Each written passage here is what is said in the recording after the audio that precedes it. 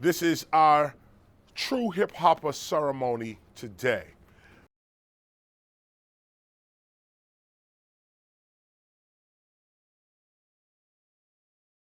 This is an introduction to hip hop. We had these made today, as a matter of fact.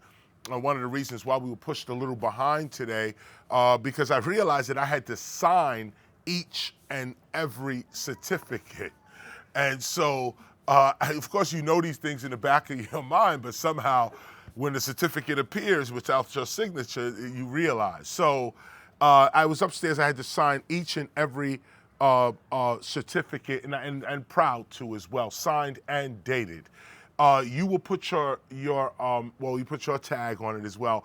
I wrote your names, the names that we had. We are giving out 28 certificates today.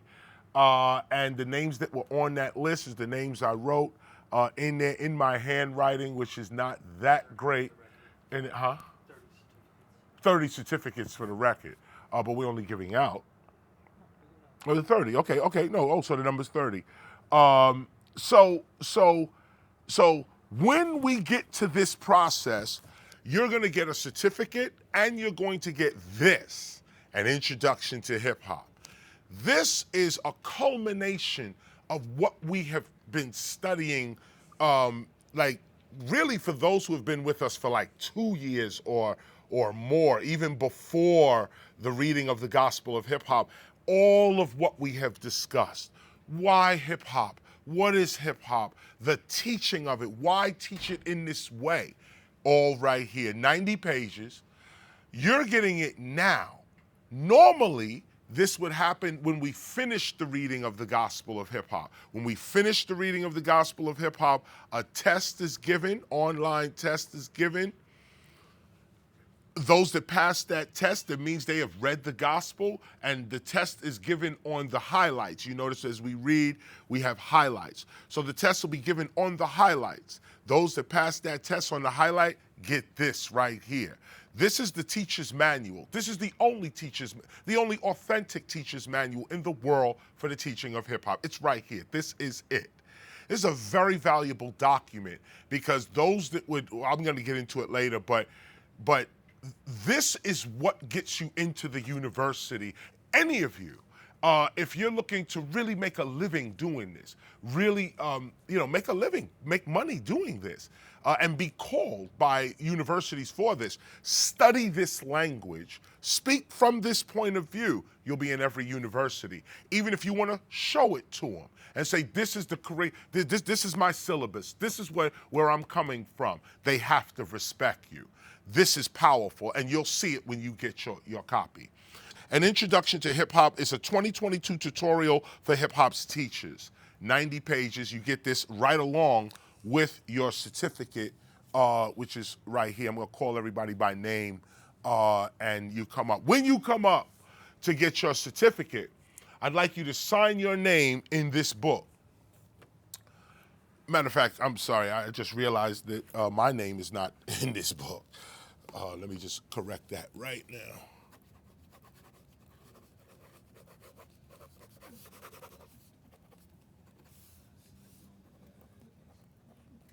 Okay. Now, this book is going to outlive us. Let me say it again. This book is going to outlive us. This book is the beginning of our cultural record.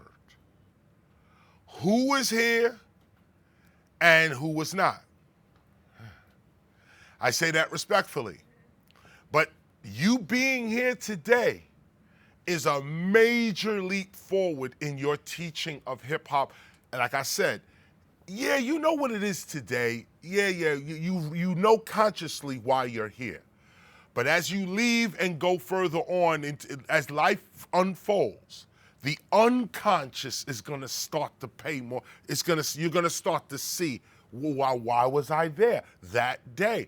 Oh, you're going to start to see the coincidences that brought you here. Why look at the coincidence? Because the coincidences define who you are. Providence, what you're being prepared for, why you're being protected, why you're being guided. These things are not just guidance and protection, they're also definitions. They define, what are you being protected for? What are you being guided to? Why you even? This defines you. It should ask you questions about yourself and put your character actually together. So, when I call your name, come right up quickly so we can edit this. Come up, sign your name right under mine or next to it or whatever. I signed in the high corner. Sign your name right there. Next person, sign. There's no hierarchy whether you sign next to my name or under somebody else's name. There's no hierarchy. What I'm looking for or what we need in this record is your name. Anywhere on the book, anywhere. That's where your name goes. We have to prove and put the date, your name, and well, I put 2022. That's all I need. KRS-One 2022. I was here. When you come up, you sign your name, you get your certificate, and you get your introduction to hip hop. Now, like I said, normally we would read the whole gospel. When we get to the end of the gospel, there's a test. You pass the test, and then you get the true hip hop certification and your introduction to hip hop. But because you're here during Hip Hop Appreciation Week, took the time to come. Very impressive. Everybody's not here. Even those who are impressive within our temple have been with us for years. They couldn't make it. You made it. That means a lot, that you actually showed up. You're reliable. You're serious. You made sacrifices to be here, so there's no excuse for anybody else. And I say that respectfully. You know, I'm not being insensitive. But what I am being is accurate in what this honor really means. You sacrificed and made it here. And because of that, you deserve to be, or should I say this, you deserve to become authentically, like the authentic teachers of hip hop. You deserve it. And that's what I'm trying to point out. This is not just about, I didn't finish the gospel. I don't know an introduction to hip hop. I'm being handed it today. This is about your character being rewarded. Your character being rewarded. You'll notice through all of our teachings, they all come down to character. Beyond race, religion, class, ethnicity, whatever, gender, no, character. Those that showed up here today seem to have the character, at least the character that we're looking for in the building of our civilization called hip hop. All right, let's get this started. Everyone comes up, sign. When I call your name, come up on this side, sign the book, and take this photo with me, with your document. Okay, who's first?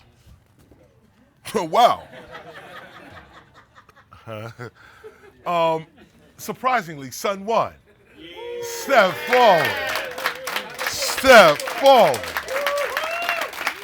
Step forward. Sign your name. Absolutely. Yeah, wow.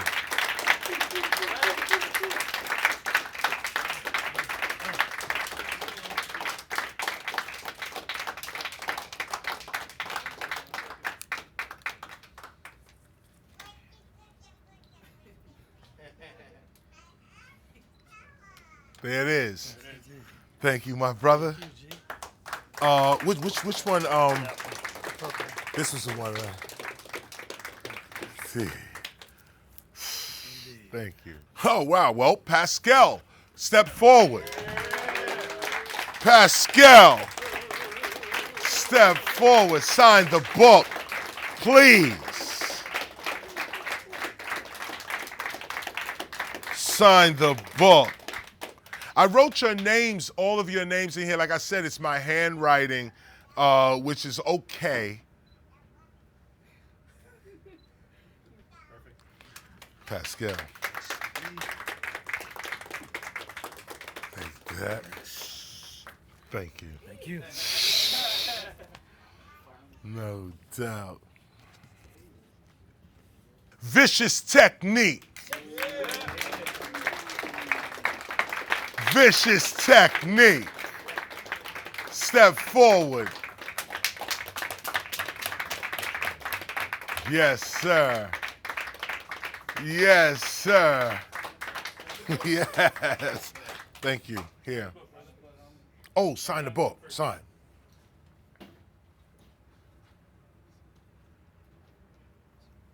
Once we all have our copies and our introduction to hip hop, we'll go over this as well. I didn't read the document to you. We'll get into that. Take this photo with me, please. Right here, right here.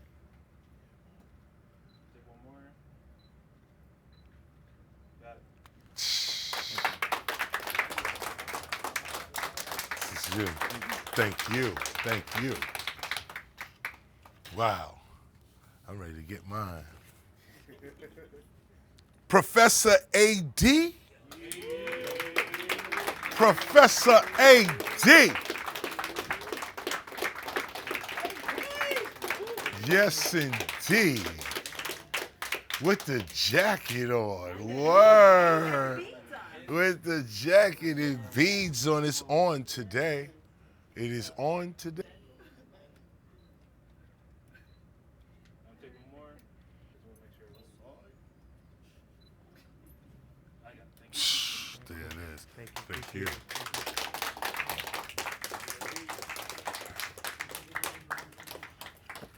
I feel like it's an award show.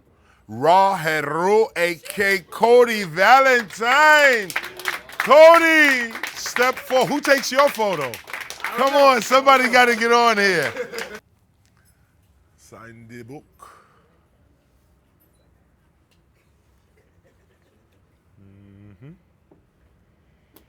Yes, sir.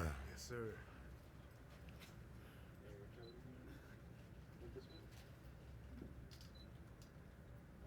Awesome. Thank you, sir. Thank you. Thank you. All your work. Teacher. Howlin' Well. Step forward. Oh! Sign. Yes, indeed. Yes, indeed. And you know this name, well, you know, I'm never gonna get into it. I'm never gonna get into it because I'll leave it as a surprise. Kate has a lot going on. I'll just put it that way. Thank you, Kate. Jane can get right in this picture.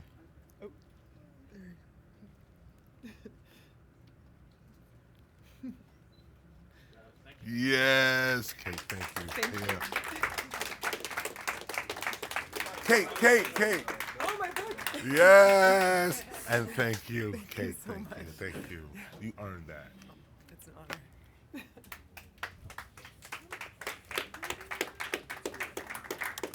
Fresh Peter. Fresh Pete.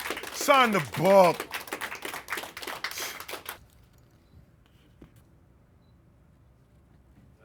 Nice. You the man. Thank you.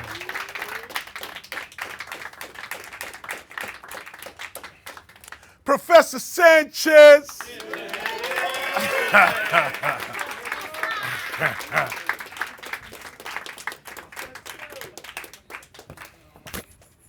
Professor Sanchez rises to the occasion. Joey said it. Put my both names. Let's go.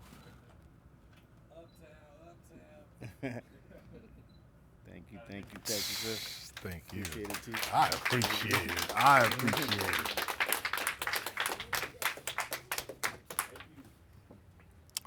Lawrence C. Whitten the fourth. Let's go. Lawrence C. Whitten. Sign the book. The camera's on you. Oh, wait a minute.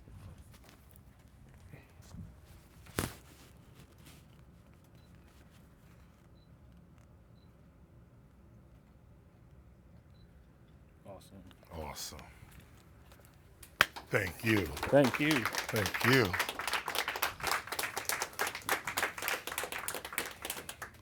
Empress Genesis. Yes. Sign Empress. Yes. Yes. Absolutely.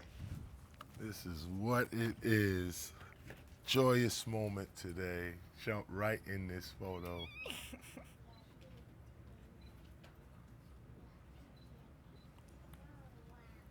Yep. Empress. Thank you. Thank you. Justin So Stewart.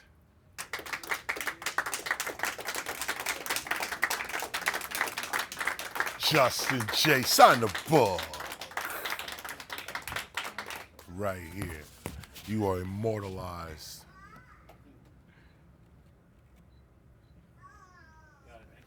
You the man. That was it. Thank you. Thank you. Oh, lifted. One. Lifted. I can't even read my own handwriting. Lifted. Sign the book. Sign the book. Yes, indeed.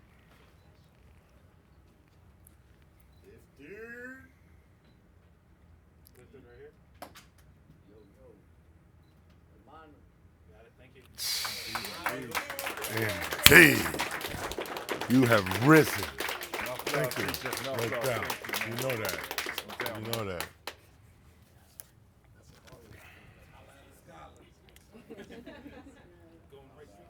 Salima.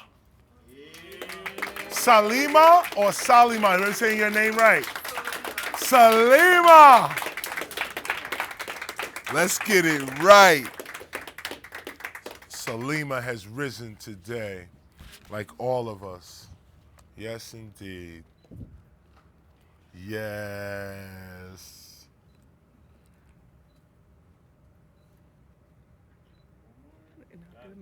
Thank you. Thank you. Thank I you. appreciate it. Oh, Thank you. thank you. Thank you. You earned that. Queen Show King. Let's go. Let's go. Sign the book. Yes.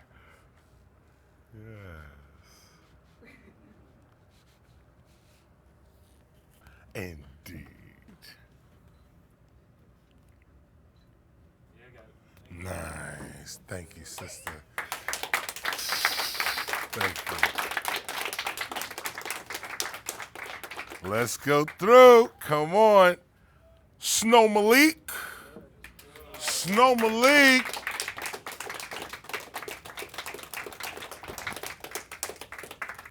Rise to your occasion.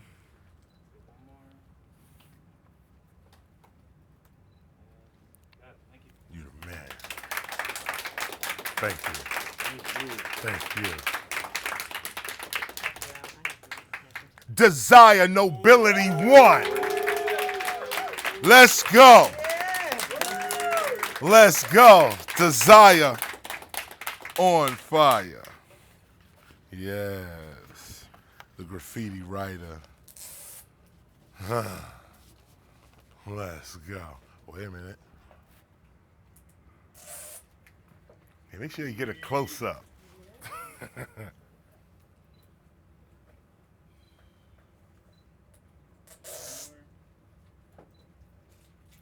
Yeah. You earned that.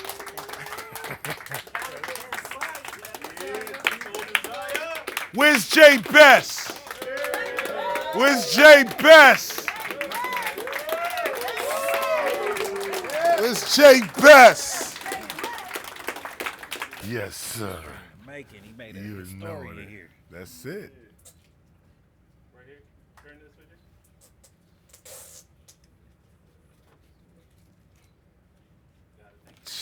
You the man.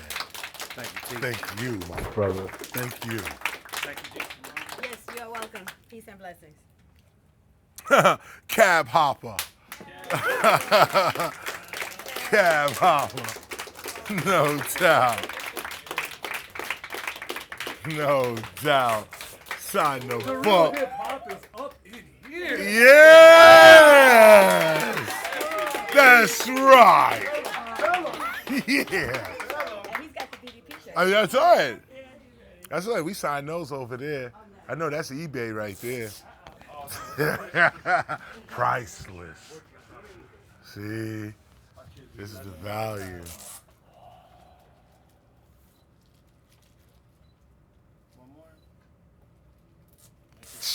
You the man. My dude. Service. Yes, sir. Service. You know what it is. Eddie Jesus, step forward. Eddie G. Jesus, collective consciousness. Sign the book. Sign the book. No, because you got to spell G-Z-U-S. Yup, like Jesus, Zus. but also it's a Zeus because we strong. Right, Jesus. Ooh. Ooh. No doubt. That's right. You have earned this one today. This is you. Love.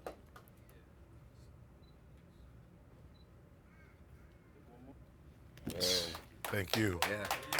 Maestro, Thank gracias. Yes, sir. Cam 1, where you at? Cam 1. Cam 1, hit the book.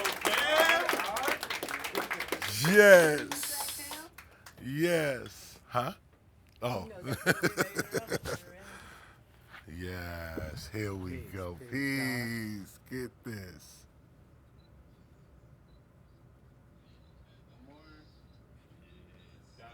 Peace to the God. No doubt. No doubt. Smoke Jester X. What? Hit the ball. Smoke Jester X. All praise and glory to the Most High God. It Yes. is good to live a breathing, living gospel. Oh.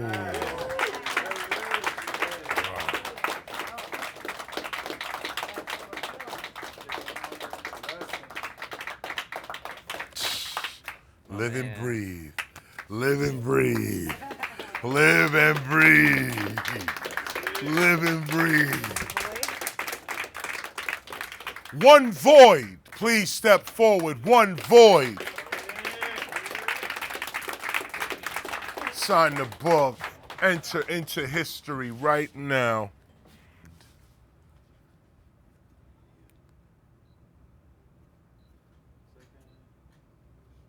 One right here. Love, my G. Thank you. No doubt. Kenny Key, where you at? Kenny Key. Kenny Key. Kenny Key. Yes, indeed. I know he do. We gonna hear him now. We gonna test him. Let's go.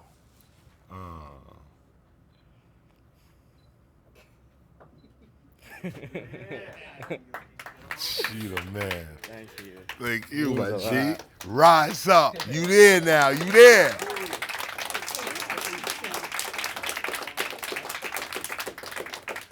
King, where you at? King.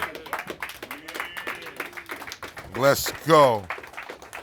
Come forward, sign the book, rise right into it. Today, you guys are true hip hoppers for real. You know you earned that. Thank you, sir. Thank you, my brother.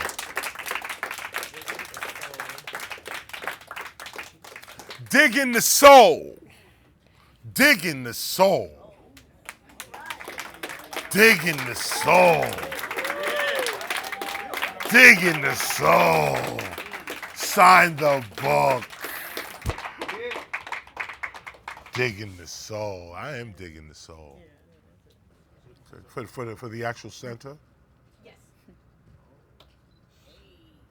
And one more. Got it. Yes. Thank you. You earned that. Thank you. Thank you. Surpass flavor. Surpass flavor. Absolutely. Sign the book. Yes. Hey, come on. Here we go. Surpass flavor. And one more. You are the man. Thank you. Thanks for riding. Haney Smith. Haney Smith. Ooh. No. This is it. Haney Smith hit the ball. Hit the ball.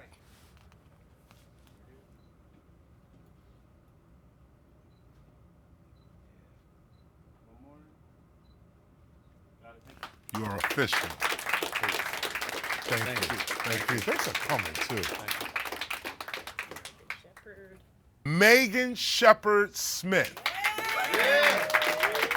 Megan Shepard Smith, step forward. Yes, indeed. I said Morgan. How that going? No, it's not. Right here. And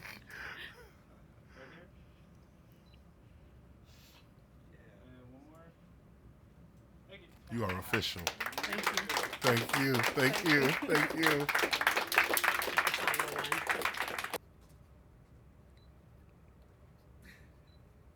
High Stakes the Apostle. Yes. High Stakes the Apostle.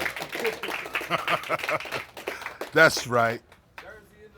All day. One more. Got it. Thank you. Official. Peace. Peace. Let us be seated. Has everyone received their certification? Please be seated. I'll take us out with what we just received. Let me read this to you real quick. You guys are all official right now. This is one of the, actually the first document that is given when you've completed your reading of the Gospel of Hip Hop. Now, I waited to the end to say this part here, that because you guys have come to Hip Hop Appreciation Week, you actually showed up. It was a test. I said, look, those that want to come through and enjoy the week with us, take in that teaching, meet some of the pioneers, wind up at 1520 Sedgwick. Those who want to do that and add to their teaching credibility, come on out, Hip Hop Appreciation Week. You guys are the ones that showed up. You're the ones that came out. So, because of that, I said, okay, basically, as far as character is concerned, which is what the reading is moving you toward, character, and taking hip-hop seriously. You being here today at least shows me that you take hip-hop seriously and that you take the Temple of Hip-Hop seriously. And so you deserve to have your certification now. You, though, have a burden, though, now, because you've received certification before the reading of the gospel. So you now have to live up to your certification. You have your certification. You are true hip-hoppers. Nobody else even has this certification. They can say it all day, but they don't have the actual certification with a ceremony in history. You now have that. So now, let me read this real quick. And I say this because you have to live up to this. Others that have not attended this conference this week, they'll have to wait. and they'll wait until the full gospel is read, the test is given, and then we'll go over that, and then we'll see and mail these out to whoever has proven that they have read the gospel with us. You're getting yours now. You're getting yours now. And I'm going to go over real quick an introduction to hip hop, but you got that too now. So what you're going out with is a teacher certification, which is a true hip hopper certification. You have read the gospel of hip hop with KRS-One. You have your certification, but you also have a knowledge that you can now go out and teach. This is the language. When you begin to study this, when you begin to read through this, and you notice you're getting an advanced document, not just advanced in terms of knowledge, but advanced in terms of no one gets this until they've read the full gospel of hip hop. So you're getting it now. And what it is a teaching methodology. It's also, you could call it a curriculum, but it's more of a methodology. It's the way to teach. And the knowledge that's in the book itself is the unity. It's our language unity. It's the language we speak as temple scholars. We speak this language together. So that's what this is about. Let me read you this real quick. The Temple of Hip Hop, true hip hopper, having read the gospel of hip hop with the teacher, you, your name there, was ascended to the stage of true hip hopper, now empowered as one. Has ascended. That looked like was. Has, let me read it again. Having read the gospel of hip hop with the teacher, you has ascended to the stage of true hip hopper, now empowered as one. Meaning you could use the one at the end of your name. It's optional, but the one shows us who we are. Like if we're away somewhere, or we're not around each other, we're all from different parts of the world and the nation, using the one lets you know that this person's with the Temple of Hip Hop and should have this knowledge, or should be at the stage of the true hip hopper. You should have already read your gospel if you're claiming the one at the end of your name. Now, of course, we didn't come up with the one.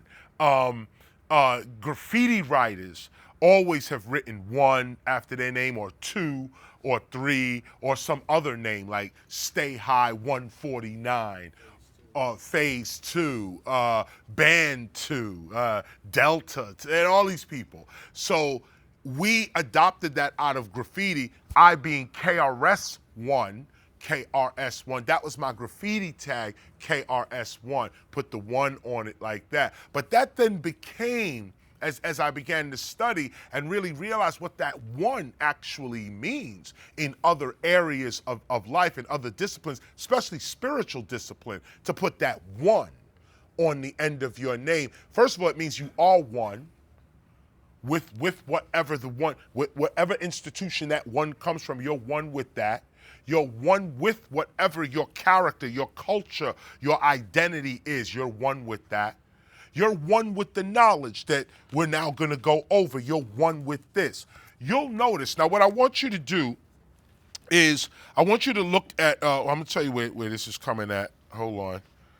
There's, because there's a lot of information here. I'm not going over this booklet. You're going to have to go over this on your spare time. I'm giving you the knowledge. This is everything we've discussed for about 2 years. And if you can study it and learn how to teach it, this is, like I said, this is what commands the value. Charge $3,000. Charge whatever you want, really, but try not to charge lower than $3,000 because you'll cheapen everybody else's price as well. So try to start at 3 G's. We teach for $3,000 this knowledge right here, and demand it, and don't go any lower. Unless you need to. If it's a friend, somebody you're going to do long-term business with, don't be so rigid. It's 3 G's only. No, we're just saying as a standard, this right here can be sold or taught for $3,000. Go get that money. Use this. Put this to the test and see for yourself. I want you to turn to page 43 in your introduction to hip hop. Page 43.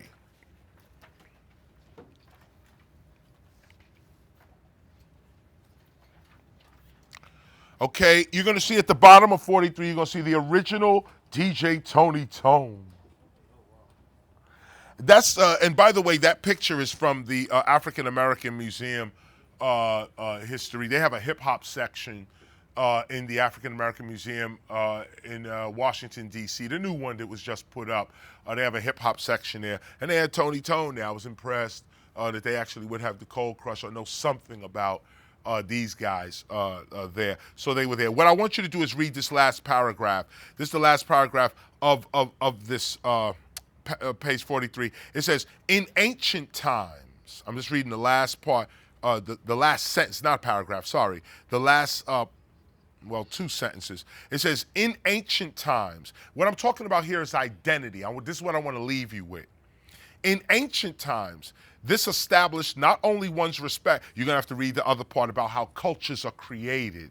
But it says, in ancient times, this established not only one's respect and authority within the group, but it also established one's identity and office within that same group. And here, we are talking about identity in its strict etymological sense, meaning not just what you appear to be to others, but more accurately, what you appear to be to yourself, what you appear to be to yourself. What you are one with.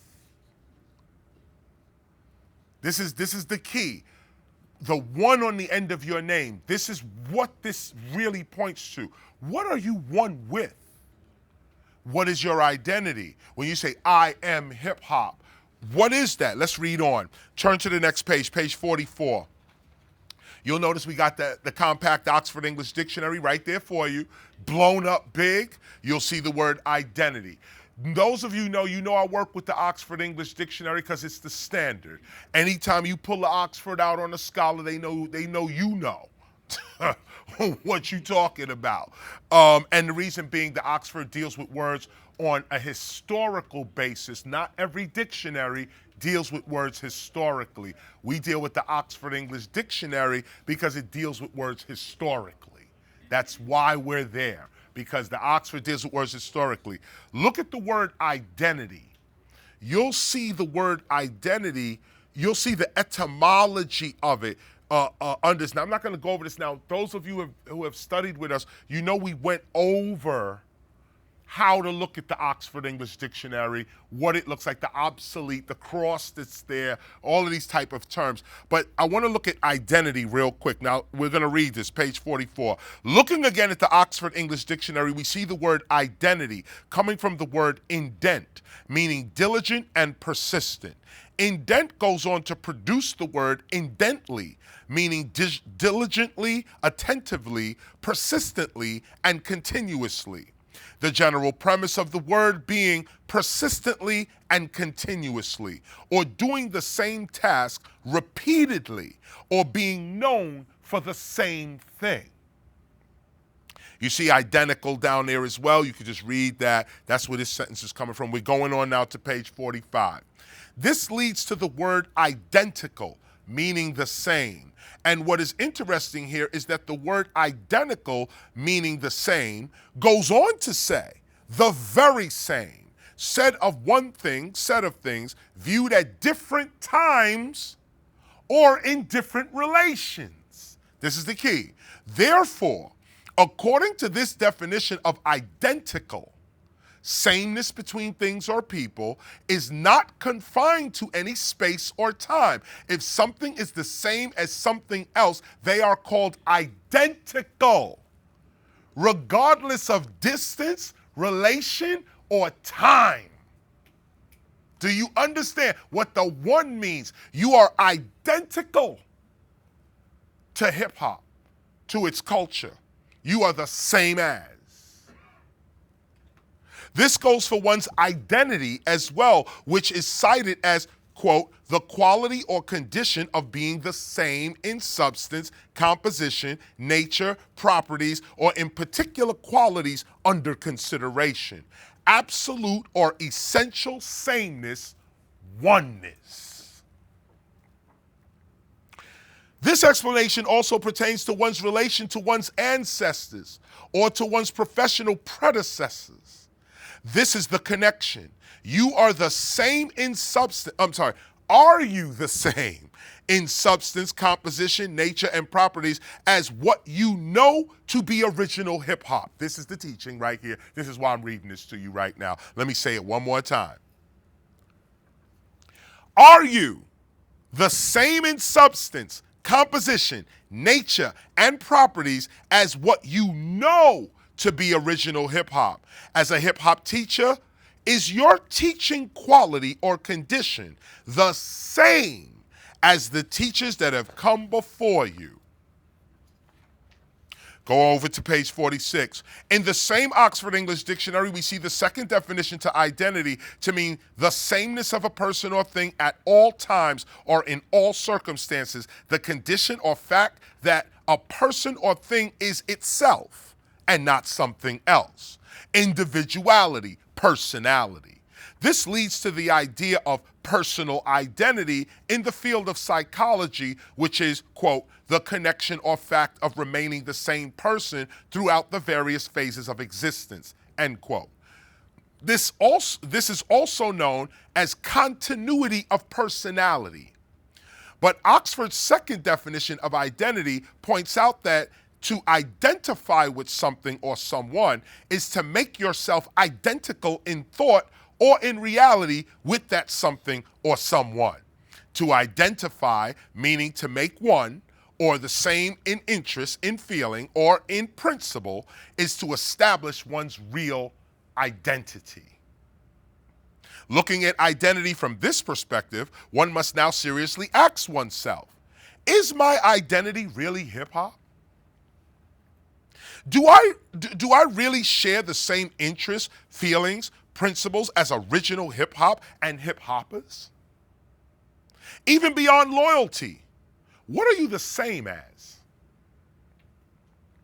What are you really one with? Beyond simply representing hip-hop or even respecting hip-hop, are you the same as hip-hop? Are you the same as the original community that first established hip-hop? Are you determined to be the same as hip-hop's original culture? What about hip-hop's interests, feelings, and principles? Is hip-hop really your, and notice the word, big word, is hip-hop really your culture? Or are you really objective in your approach to hip-hop? Be clear with yourself on this matter. These questions are what really establishes one's identity in any group, and especially within hip-hop. Now, this is what I wanted to read to you because when you take the one on to your name, this is the philosophy that goes with it. What are you one with? What are you the same as? We here are hip-hop right now, and we're going to establish hip-hop for the rest of the world. Imagine that. And it's not me saying this. Life has said it itself. Life itself has determined that for one, Bomb 5 should be here. For one, just life itself has determined that Bomb 5 should be here. Someone who was actually there in the early days of hip-hop and can talk, contest, you know. But he's here. He's here. Britton is in the house. Wait, come on, Empress is here. What? She's here. Like, okay, you guys are here. Okay, you are one. This is, we have achieved oneness. We have achieved unity. What a great day for hip hop during Hip Hop Appreciation Week. During Hip Hop Appreciation Week. We actually achieve unity. So what we're gonna do now is those of you that are gonna join us on the recording session, we have another room in the hotel.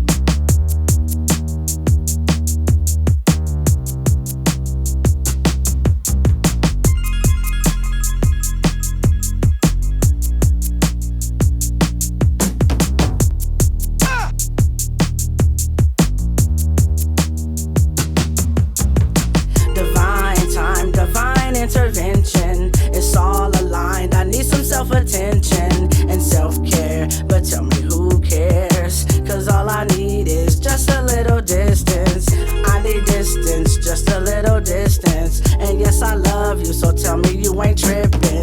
Cause all I need is just a little distance, just a little distance. From the trashy that you ain't trying to see to the next generation like a dynasty. Fuck the gimmick of what you gon' try to be. All the jewels in the ice, it didn't fly to me. Don't lie to me, cause you ain't down for the cause. Never care about another, only going for y'all's. Soon as we come, they gon' call for pause. While the balls in the court and the crowd applause. Give it up for the Temple fan. We the shit that you don't wanna understand, even comprehend, but we gon' make it plain that the force that we push by to break the frame. Even break the mold too, cause they can't hold you. Middle of the ring on the mats where I fold you. Told you, hot shit, ready to scold you. Just a product of this life that they already sold you.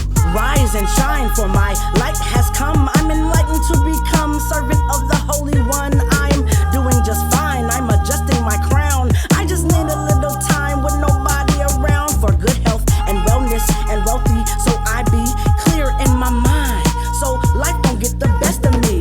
Meditation, sanctification, underground, undercover, spend the time with divine mother. Against me, I'm in a world full of greed and American dream ain't all it what it seems, and you never can convince me that I deserve your defer on my life to emerge. I will fight and they label me a threat, cause I can lead the whole nation, empower people in strength and education.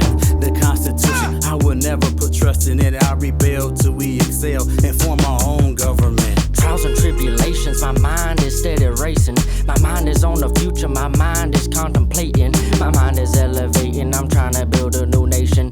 Time is passing by and you really don't wanna waste it. I'm tired of all this hating, debating, and people faking. Found a dope as teacher and now I'm back to the basics. Now I'm seeing clearly like I thought I got some LASIK. High up in the frequency, I'm talking different stations. Divine time, divine intervention, it's all aligned. I need some self-attention and self-care, but tell me who cares? Cause all I need is just a little distance. I need distance, just a little distance. And yes, I love you, so tell me you ain't tripping. Cause all I need is just a little distance, just a little distance. True hip-hop is manifesting in the daily life. Staying focused on the mission, we gon' make it right. Guided by the higher forces every day and night. My people gotta rise, God's will you cannot deny. That is our common faith, we different races all combined.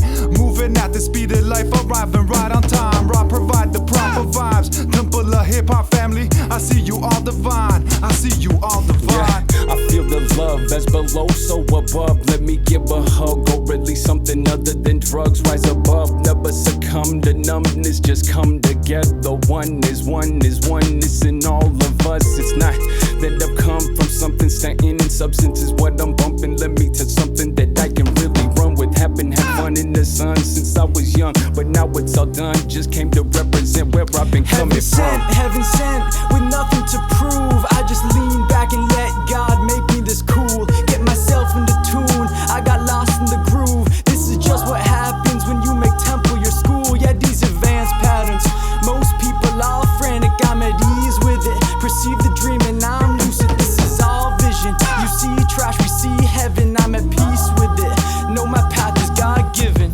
Water is my blood, which comes from above. Earth is my body, which comes from rebirth. Fire is my spirit that shows my worth. Air is my breath that lets me spit this verse. The first shall be last and the last shall be first.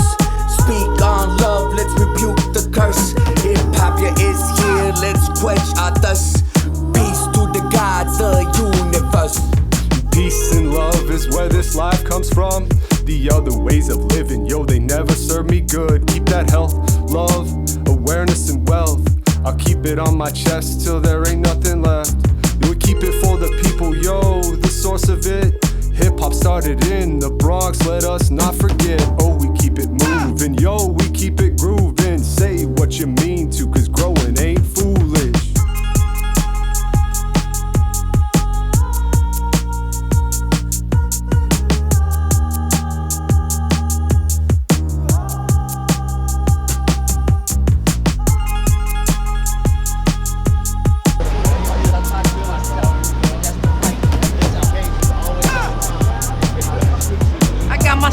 Safety hat on.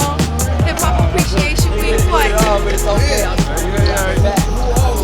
We are the Temple of Hip Hop. Right here, we're gonna come check out the Hip Hop Museum. See what it's all about. The real temples in the building. Yo, I bring it on sick. It's about to get thick.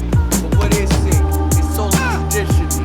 Man, I'm about to get it up like fuck. But what is fuck? It's faith, understanding, knowledge. It all to y'all. Welcome to the spiritual college, Temple of Hip Hop, where Jules is about to get dropped. And I tell you right now, we immortal, so we never gonna stop. Yeah, we bring it back, and it's just like that. New York City, the Bronx is where we at.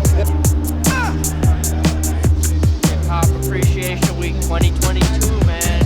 This year's the break and take some time out to appreciate hip hop this year, man. Hip Hop Appreciation Week. We're here to celebrate hip hop together. I mean, this is a beautiful thing. Minds from all over the world really come to one place to be able to share that. It's a beautiful thing. History is making, baby. Hip hop. Peace to the God. Life, baby. Thank you.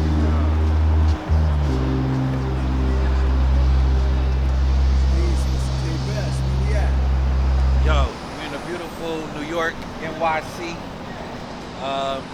Headed toward, is that the museum over there? Yeah, sure, that's it. Going to the Universal Hip Hop Museum. Open construction, early stages. We're gonna be out here with the teacher and all the certificate holders of True hip hop. Peace, MC Vita, residing from Santa Ana, California. Yes, sir. Peace, love, and greetings. Yes, sir. What's up, man? Professor Sanchez, Temple of Hip Hop, live in the BX. We're in 610 Exterior Ave, chilling out. This is considered Southwest Bronx. So we chilling. We got the Bronx Terminal behind us. Love that spot right there, Marisco Central.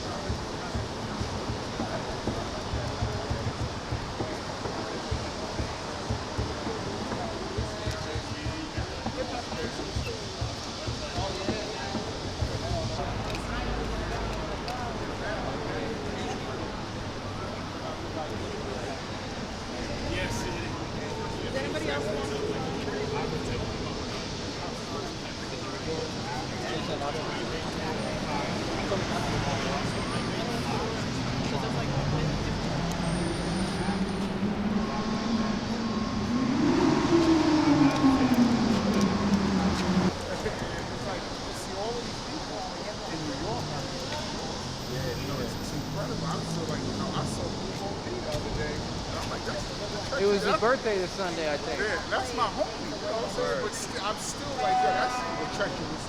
Right. To you, it's still. Like, to me, I'm still like, yo, he's my friend. I'm still like, yo, that's.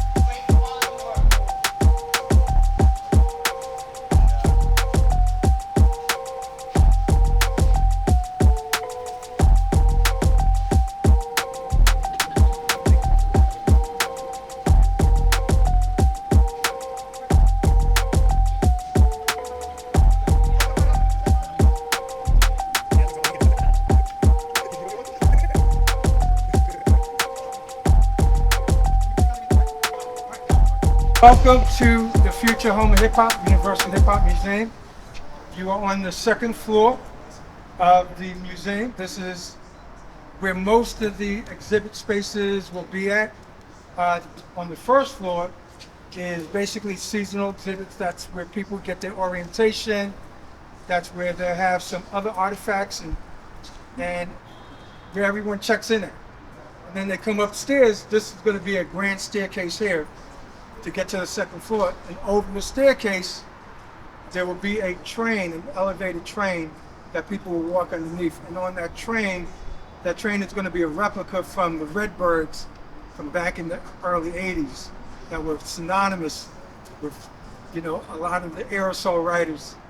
You know, that was their train. So here, that train will serve as a bridge to get you from one side, back side of the museum to this side. And inside that train, there will be a lot of history about, you know, that time period when aerosol art was prominent. But around here, you know, the whole idea of this museum is to really preserve and celebrate the 5 elements of hip hop, not just music that started here in the Bronx or on the West Coast. It's really about the culture. It's preserving and celebrating the culture. So all you guys are scholars, you guys know, I don't have to tell you what the 5 elements are. But, you know, people start adding in other elements, fashion and beatboxing and this, which is cool, but really the foundation of hip hop is built on 5 elements. And everyone that studies that, like Chris and you guys, I hope, understands that there are 5 elements built on the principles of peace, unity, love, and having fun. You know, people have this perception that hip hop owns the music that is now called hip hop was only being played in one area of the Bronx, which is totally not true. It was being played by Kool Herc over there. It was being played by Bambaataa in Bronx River. It was being played by Grandmaster Flash over on this side of the Bronx. It was being played by myself on the Northeast section and DST in Edenwald. So it was being put and Breakout on Boston Road. So it was all over the Bronx. And then it kind of permeated to other parts of New York. Harlem was a big part of it. You know, Brooklyn became a big part of it later, but not early on. All those guys like Run DMC and even guys from the Wu-Tang Clan say they used to come up to the Bronx to kind of like get an understanding of what was happening. Fat Five Freddy says the same thing. So what's historical about this museum is that it's right here in the Bronx. You can't have a hip hop museum and have it in Queens or Washington, D.C. or Atlanta or Los Angeles. You could, but it wouldn't be authentic. They couldn't say that it's the official hip hop museum. That's why having this here gives it that level of authenticity, of integrity, because the people that are building this actually came from the culture. It's not being built by people who did not live it, right? That's important, right? You know, imagine if it wasn't me, him, or some of the other people, or Chris, or whoever's involved with the museum, if this was being built by someone that was born in 1990, and they were like the architects of this museum. Not to say that they wouldn't have the knowledge to go backwards and learn how it actually started, but they may start in 1990 saying that that's where hip hop started and go that way. So we're here to make sure that the culture is properly documented and preserved. We are collecting artifacts from all over, from different people, flag collections, all types of merchandise and clothing. But this experience in here is going to be more immersive, more digital, because, you know, we are older, we understand, you know, historical artifacts, but, you know, your nieces, your nephews, your daughters, your sons, who are, you know, just growing up like him or even younger, they like technology. So we have to give them the technology that they use to help us tell the stories and recreate some of the events that happen, so that they can really truly get a deep understanding of what the culture is all about. So that's the purpose of this museum. Any questions from you guys? Yes, please. I'm sorry. I'm Minister Sun One. This is the Temple of Hip Hop.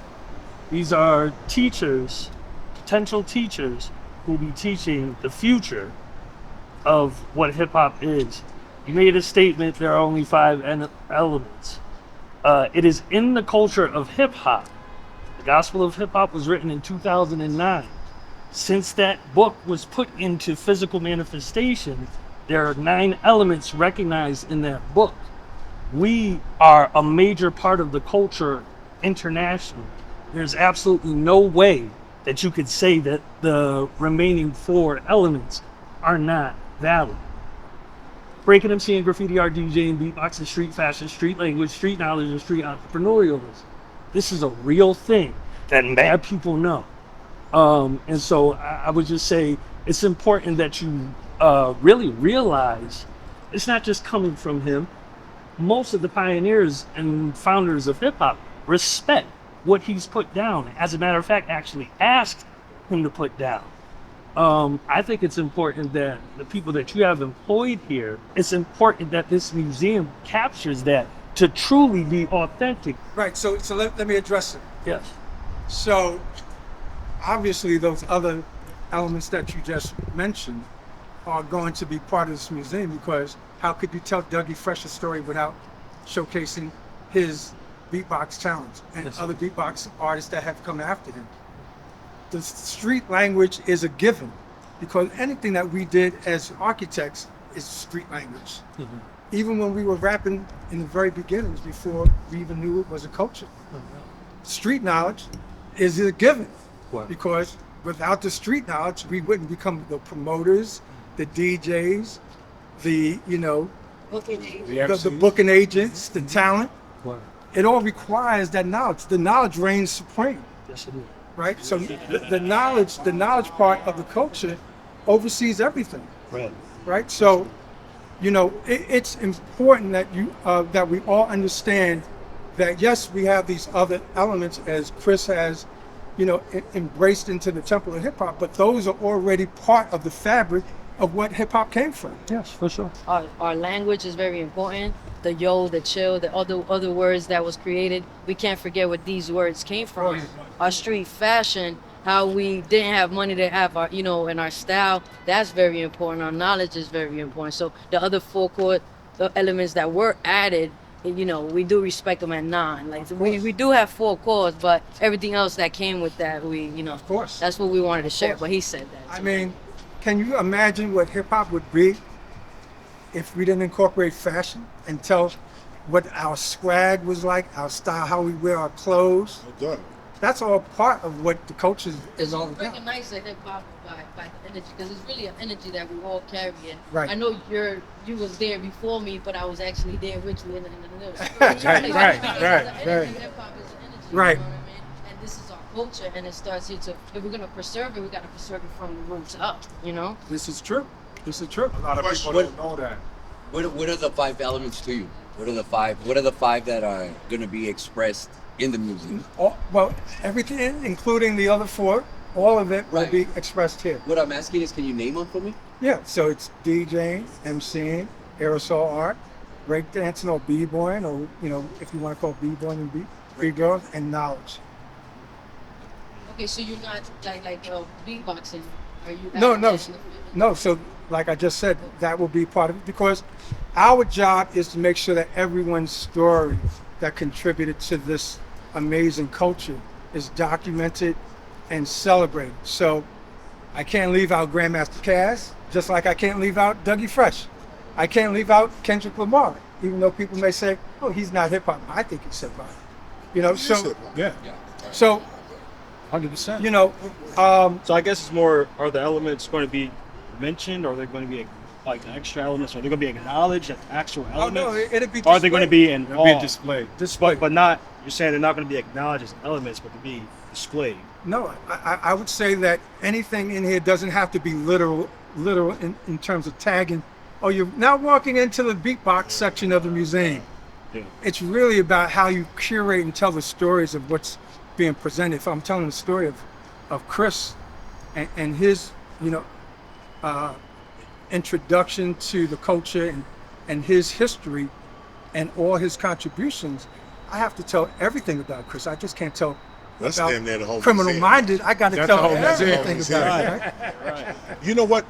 Real quick, I'll come in on the fashion part. Will we be doing something for like you have FUBU, you have Cross Colors, you have these specific Sean John, you have Carl Kanan, you have these. Are we looking at that? Absolutely, 100%. You have like what is it around the museum or something, or how will you recognize them? So through video documentation, through interviews with those designers, making sure that we tell their stories. April Walker, right? You know, you got to tell her story. Dapper Dan got to tell his story. Oh, the first story. Right?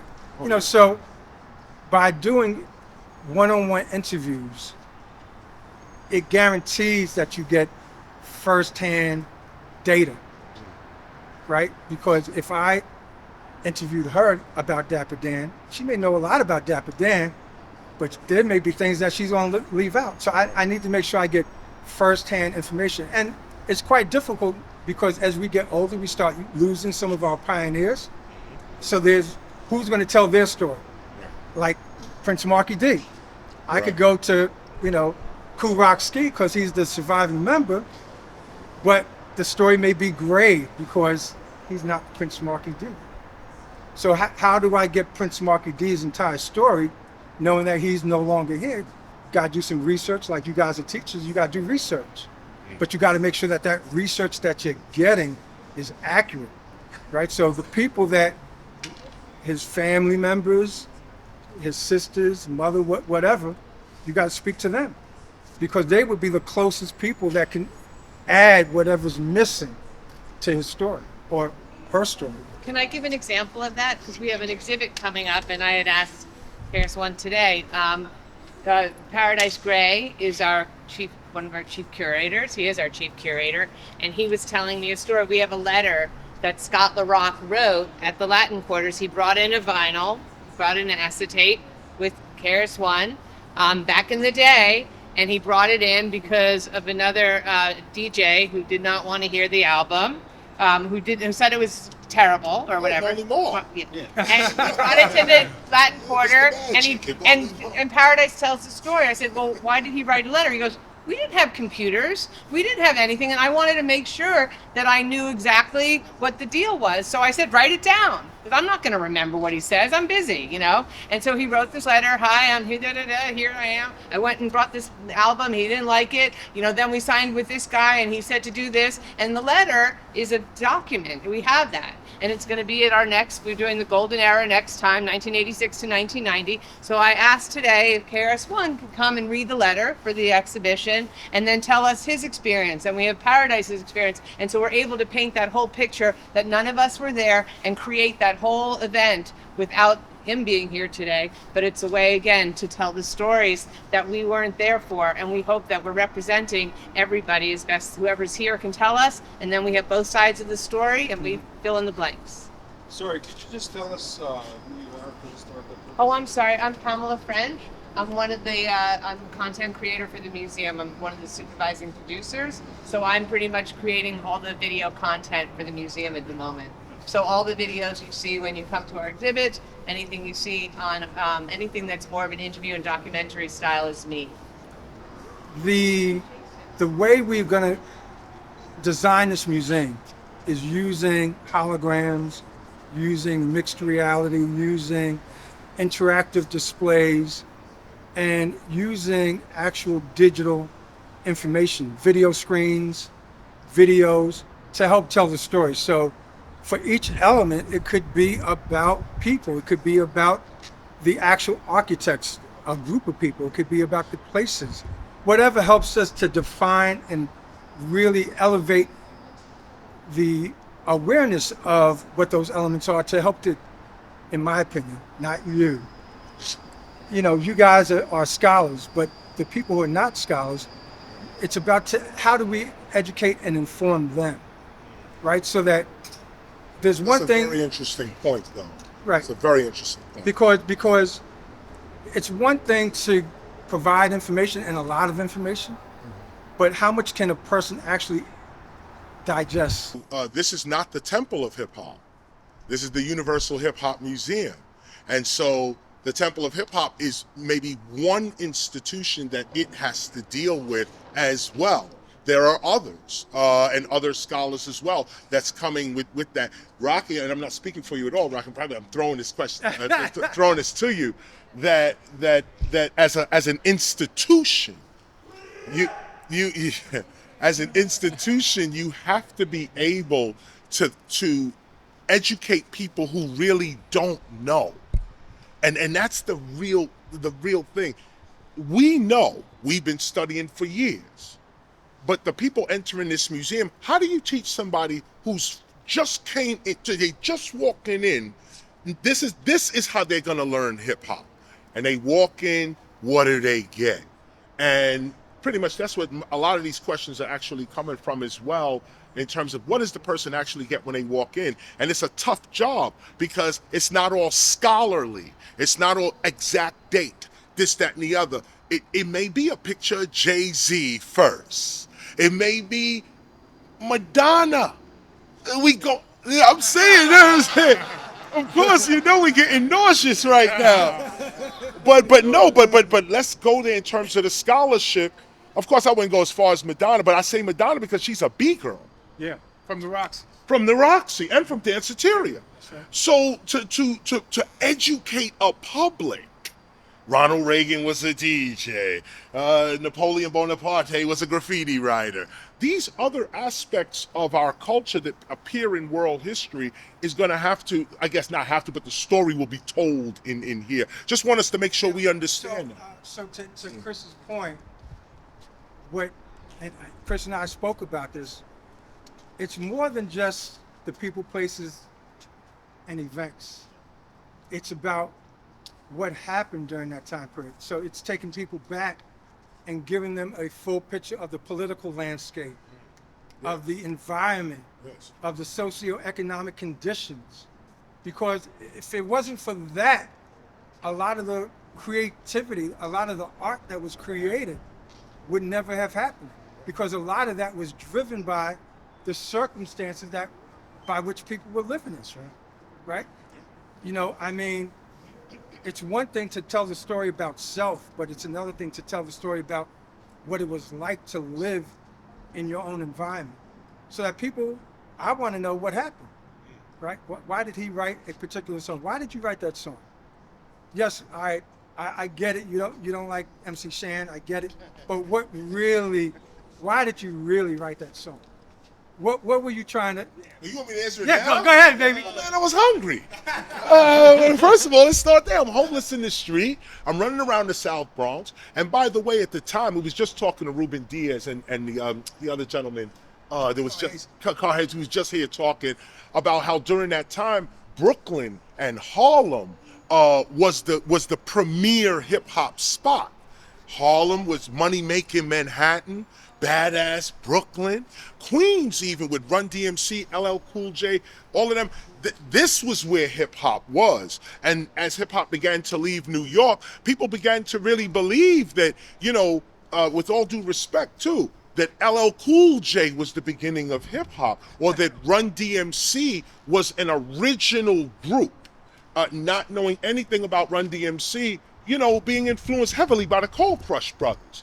Not knowing any of that, we knew that when the record came out. We knew what it was, so we came out with South Bronx, and it was an old day. It was a tribute to our part of the town, and of course, that had to come too with street credibility. On top of that, because you can't just yell out to a whole. We're on the radio, so we're saying Queens is whack, the whole borough, and all your artists and all of it. To this day, 50 Cent said he hates me, but he has to sing the song. And that's what the attitude was. It was, we don't like this. What is this Bronx do? This in whole boroughs. But the song was dope. We had to jam to it, and it was hip hop. It was hip hop. And so, to answer your question, that's it. Yeah, it was written for all of those reasons. And of course, I'm trying to get on. We wrote the song for the Juice Crew. we was trying to be part of the Juice Crew. I heard that We was trying to be part of the Juice Crew, and they rejected us, and that's how the lyrics got switched around. Did someone throw it in the trash can?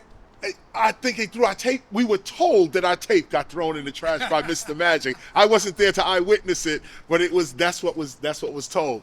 Lifted. Appreciate the world. The Temple of Hip Hop is a mass, a ministry, archive, school, and society. We have people here from England, Canada, Alaska, Florida, like all over, right? Big ups to everybody that traveled to be here. This is important to us. We're an international society, an organization. So obviously this is very important for people. That's why they travel from far and wide. What other organizations are you working with? What are the bigger influences when it comes to y'all, as far as like different organizations that you work with? Like, what are some of the other major organizations, and how are their influence working on y'all and how you built the museum? So you guys are unique. So there's not many organizations like the Temple of Hip Hop, right? But can you say that again one more time, please, brother? There's not many organizations like the Temple of Hip Hop, and that's a fact. Facts. However, you know, there are small organizations in each part of the country that, you know, they are documenting their own history, which is a good thing because they live there. They should know how stuff started in Oakland, Compton, Cleveland, Chicago. There are little organizations much smaller than the Temple of Hip Hop that are documenting the history. Can you name some of them? Well, I'm not going to go into names, but we're working with mostly higher learning institutions. Cornell University that has the Cornell Archives. We're working with University of Southern California, working with UCLA, working with Lehigh University, schools that have a real steep program in African American history. Because truthfully speaking, and the teacher will tell you this, it started in West Africa and it spread all around the world. It's the sound of the drums that went from place to place. And we picked up on that because we are now taking that in the breakbeats. The Incredible Bongo Rock Band, right? You know, Scorpio, Dennis Coffey. All these things are manifestations of what the ancestors were using to communicate. So this is more than just a cultural institution that's going to be talking about what we know as the culture, the people, the places, the events, how it got started. It's what influenced everybody to actually create this art. How did it get from, you know, Ella Fitzgerald and Cab Calloway and Sonia Sanchez and people like that? How was their art influential in what we were creating as the architects of hip hop? So incorporating all that understanding is going to be important because that's what we're going to try to do. Now, I would also say this, as a museum, it's our responsibility to take criticism and feedback. Sure. So it's to listen to people that say, that story is, here's some facts, I was there. Let me help you fix that story. Let me help you fix this. So that will help us inform and educate our own selves as well as other people. We're creating something for the 50th anniversary, which I want you involved with. We're creating this big globe that's going to be in the center of Times Square. And that globe is going to tell the story of the global evolution starting right here in the Bronx and how it spread all around the world. But it's actually going to be a big data center. It's going to allow you and you and you to go up to the globe and say, I was part of this story and here is my information. Now, your information will get ingested into this globe. It'll get verified against facts. And if it seems legit, because you have documented how it happened, where it happened, and you got stuff to back it up, it'll get added to the story of the global evolution of hip hop. So we're doing that as a big project for the city of New York to make sure that when people come to New York City, they don't have to necessarily just come here. There's going to be this relic in Times Square that is going to help inform people of what hip hop is. Will the hip hop Declaration of Peace be displayed? Absolutely. And will the Gospel of Hip Hop be displayed? Absolutely. Give me the book now. No, well, first of all, I'll be displayed. We'll be right here. My mom's kept, she had a turntable slash television slash 8-track slash slash radio. A combination a console. system. A console. Yeah. That's what I was going to say. Slash desk. And when you actually lift the, it looked like a coffin. And when you lift it up and look inside, you had the turntable, the 8-track, you know, everything was there. So I wasn't able to go inside the room where Grandmaster Flash and my brother Mean Gene kept the equipment at. So what I did was I played my mother's 45s. And when it got to the break part of the 45, I used to skip the needle back.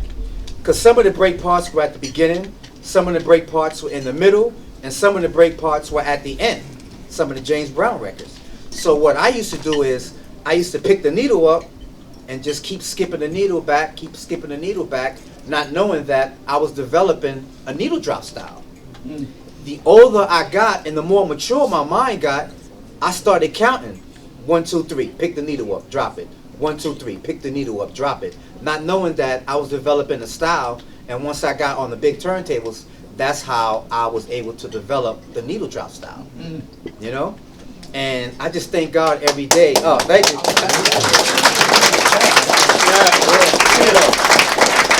Now, just today, me and Theodore was in the car, and I had a dude from Philly on the car. He was on the car, and he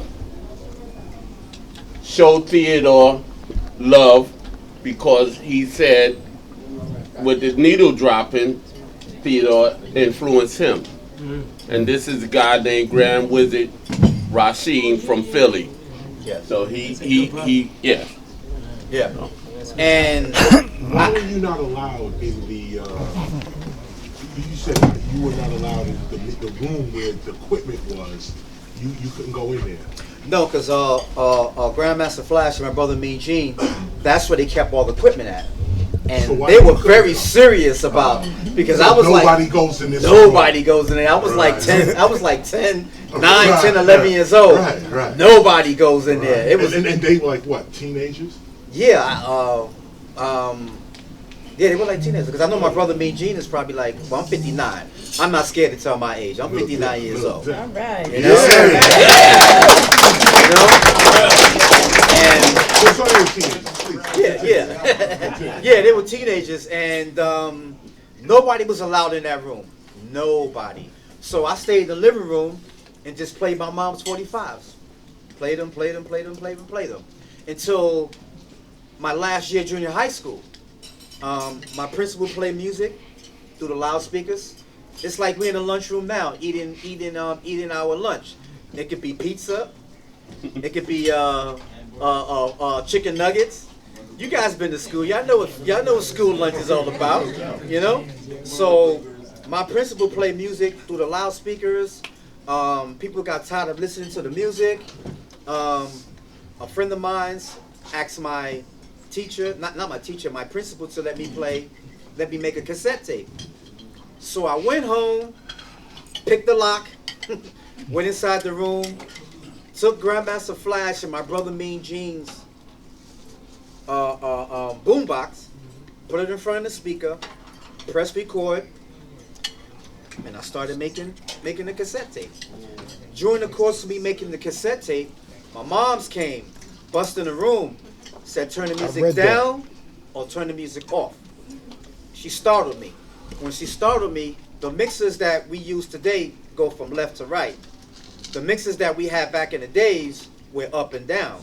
And some of them had like a big round knob on it. The Bozak mixers, I think they were. Yeah. So during the couple of seconds, which seemed like an eternity, I was playing one record and I was holding the next record. And when it was time, when Mom said cut the music down, I cut the music off. Pulled the music down, did a baby scratch, pulled the music down. Mom's left the room, finished my cassette tape.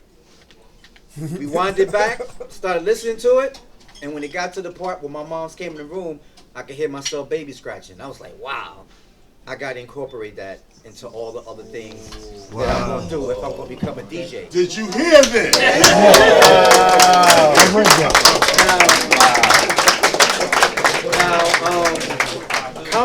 Comedy Central, you guys know Comedy Central, I'm sure, right? They did I wouldn't say a spoof because myself and the gentleman from the Roots, Questlove, we got together and did something for Comedy Central where they did to tell my story. They got the little kid from Blackish to play me. They got Method Man to play Grandmaster Flash, and they got Ice Cube's son to play DJ Kool Herc. And we did like a little 12-minute scene on how I created the scratch. And from then on, formed the Fantastic Five. Went on to do the L Brothers. We did the Wild Style movie. And I definitely can honestly say that I was the first DJ to score a movie because the Wild Style soundtrack was done by myself, Fab Five Freddy, Chris Stein, Blondie's husband, and Blondie. We sat down, we did the whole soundtrack. They sat me in a little small room, and I scored the movie. You mean Deborah Harry? Yes. Deborah. Yes. So, You. yes. So you're responsible for the intro of the Nas. Yeah, the check clear. I think I got one in the mailbox when I get home. I just got the check. We still get that. Excuse me? That's part of your soundtrack. Yes, part of the soundtrack. Yeah. So we did the soundtrack, and then I scored the movie. I'm just so happy to be a part of something that's bigger than I am. Thank you.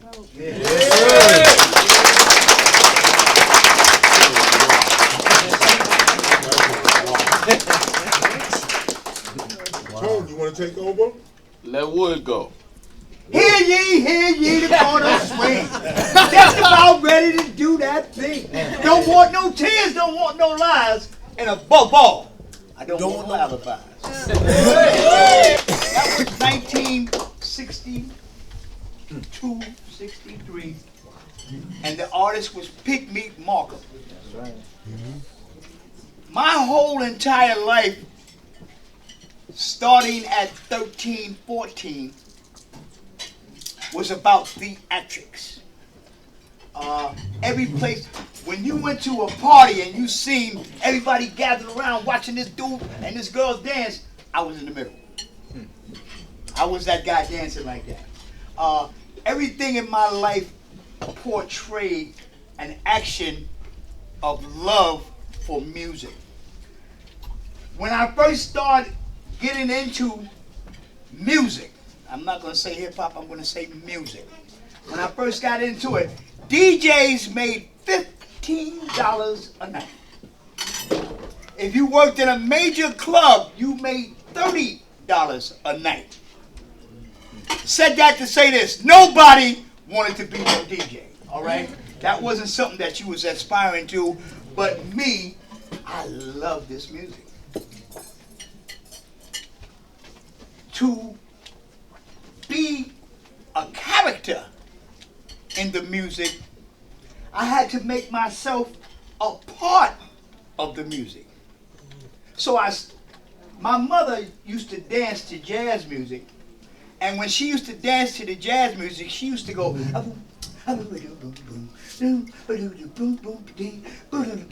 I'm like, she got something. We had a card game at our house every Friday that lasted until Sunday. Now, I don't know how they got to play cards like that, but they played every week. Boom. My mother on Saturday morning made me the guy to put the records on. Now, at 6 years old, I don't know what this record is. All I know, my job is to put it on. I watched the record so hard till when I put it on and it wasn't a good record, everybody at the table would be like, oh, ooh. My mother said, boy, why you put that on? So I developed taste. I developed how to put a record on that would keep people happy. And I learned that it doesn't have to be fast. It had to be a good record.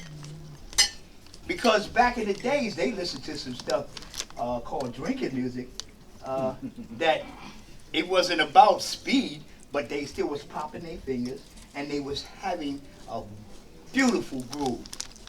So I learned about that type of stuff before. I didn't even know that that was going to be connected to being a DJ. But those are the things that I picked up as a child. My life has been a treasure of luxury on things that didn't amount to anything to anybody else but me. I don't know if y'all can understand that. Yes, sir. This is the thing that made me so happy. Rhyming became part of what I did because there was a guy named WT who used to have a spot on 167th in Amsterdam. And I went there and he had 2 turntables, but he only used one. And he played, blah, blah, blah. He saw how fascinated I was because we went there every day because I was running with the number man. Now, everybody knows the number man. I don't know about where y'all from, but the number man, he that dude. Yes, sir. You know what I'm saying? The drug dealer is not bigger than the number man. Sometimes the drug dealer would have to go to the number man to get a little help. Because everybody bet that 50 cents, that dollar, every day. It don't go past. He's making money. Now, I'm in here. This guy says, listen, I know you've been watching. Hold this down for me. I got problems at my house. I got to go. Oh, man, go ahead. Get to your problems because you just got mine solved. I was trying to figure out how I'm going to get in this. So now, I'm playing a record on the one turntable. And to play the next record, I thought I'd say something. If I was snow, I would be cold. If I was a jug of wine, I would be old. But since none of this is true, I'm right here with you, passing the time with the baddest jams I can find. And I hit the thing, you know what I mean? It was electricity in that. It was a movement in that. Yes, sir. At this time, he had that job in the daytime, and he had an after-hours spot in the nighttime. I'm traveling with the number man. There's no place I can't go. And I start to go to the after-hours spot, and when he needed a break, I'd give him a break. Now, I got a mic mixer, which is 4 knobs, and you got 2 turntables plugged into 2 knobs, and you got a microphone in the other knob, and that's how it works.